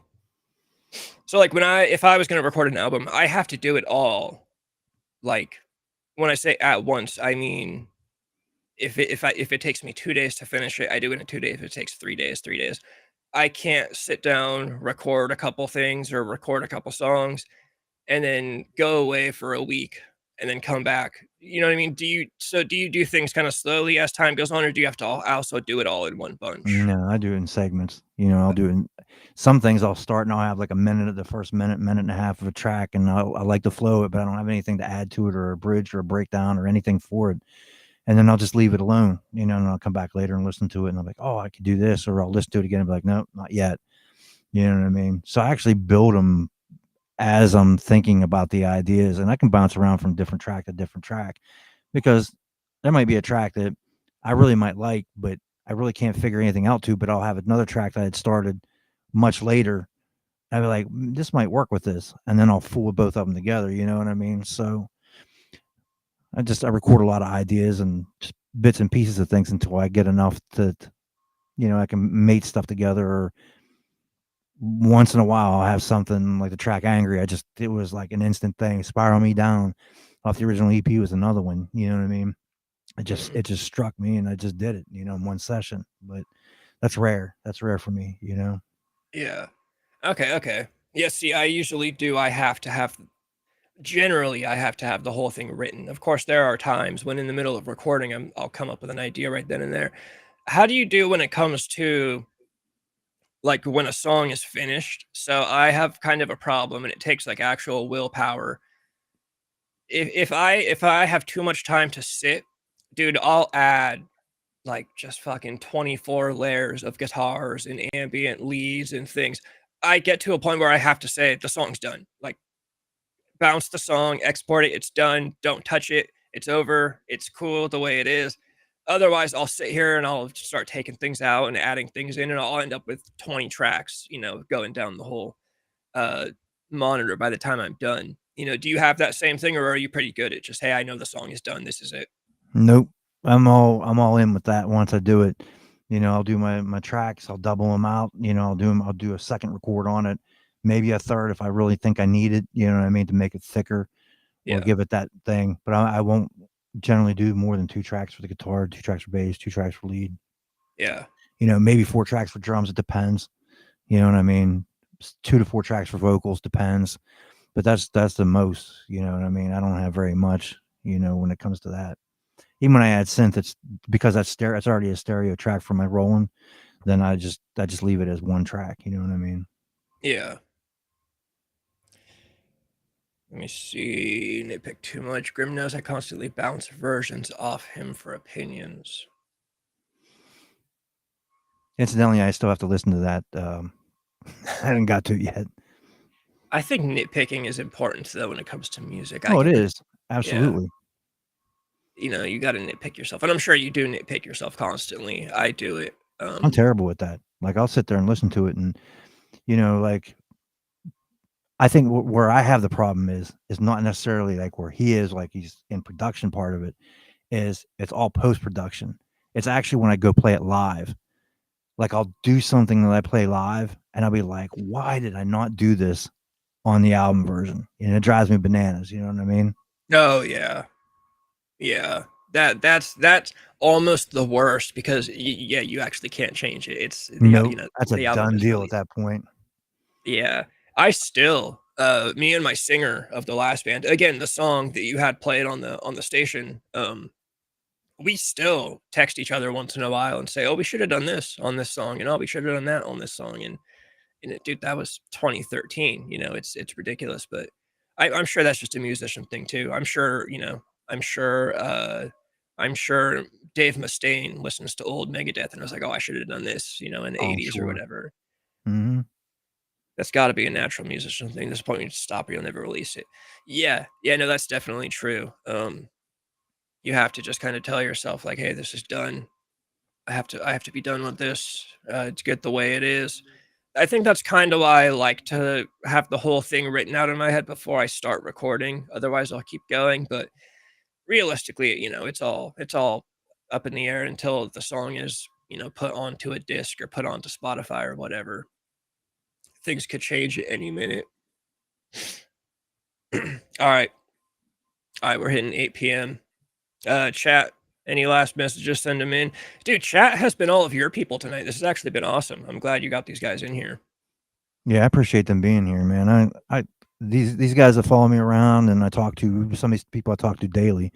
You know what I mean? I appreciate them a lot. You know what I mean? For sitting there listening to me complain and do my things and whatever else. You know what I mean? They're always in the middle of something, and I think it's really cool. JD, yeah, Mustaine probably listens to his old stuff and doesn't remember. Dave Mustaine.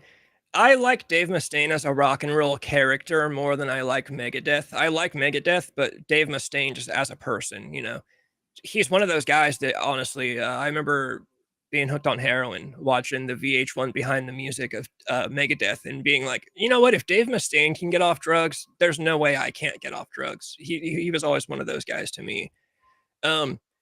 Speaking of chat, I was going to say, you said John Perry. This is John Ballistic. This is Yes. radio. Mm-hmm.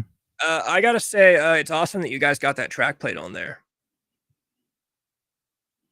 That was super cool. I ended up texting that singer of that band and saying, hey, we're getting play at a Pittsburgh station right now. And I thought that was pretty badass. Yeah, as soon as I heard the song, I bought it off of Bandcamp, and then I was like, I told him, I was like, you got to hear this. That was our best song. That's my favorite band I was ever in. That was for sure our big one that the girls liked. Like I said, I judge songs by how girls react to the songs, and girls always liked that one. Matt, yeah, I can pick it apart and be like, nope, this doesn't rhyme. I guess just because you mentioned rhyme, a really quick silly one. Do you care about if your lyrics rhyme? I'm kind of a stickler when I write lyrics. I will force rhymes. It doesn't bother me much.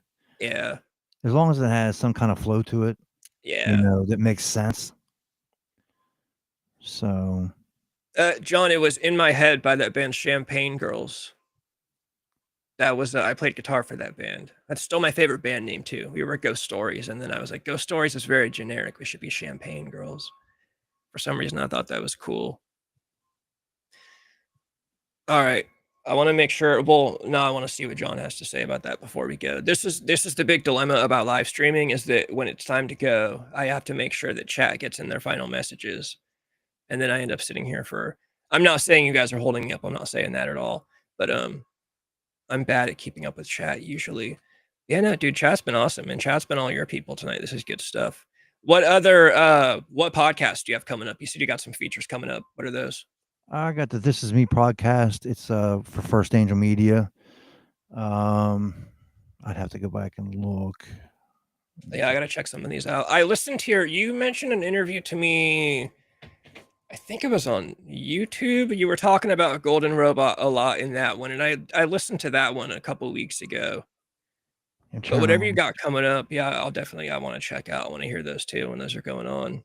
429. This Is Me podcast. 57 Blow Your Brains Out podcast. I'm going to be on awesome. That one. PA Rock Show 512. If I get announced for Millville Music Festival, it'll be the 16th or 17th of May.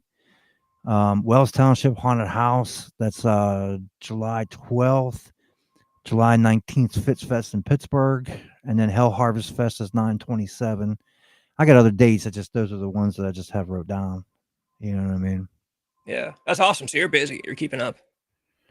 Yeah, I'm booking as I can book. You know what I mean? Yeah. That's good stuff. Well, do we have any final messages? Yeah, can keep track of everything GrimRock at grimrockandroll.com. Yeah, I was gonna say, actually, I need to put all your stuff. I'll put all your stuff in the description of the video. So actually, you send me links as soon as we get off here. Message me on Instagram. What would like your YouTube channel, Instagram, whatever you want to put. I'll put it in the description of the video. So whenever people might stumble across this later on, they can find all the stuff right there. Nice. So I'll share this to my page too. Right on. Yeah, I always like to post the link once the stream is uploaded to YouTube. Yeah, thanks for hanging out. This was a good time. This has been a long time coming too. You've been hanging out in the chat for a while, it seems like, and so this is I feel like this has been a long time in the making. Well, I appreciate it, man. I really do. I appreciate every opportunity somebody gives me, no matter what it is, you know. Yeah, exactly. No, thank you for coming on.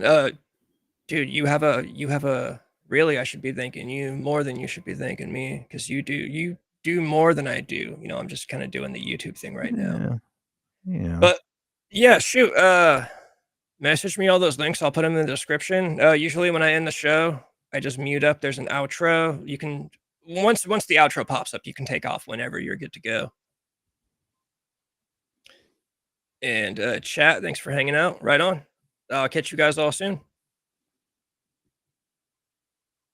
And we're all here today to groove and have a beautiful time together, and that it's only the beginning.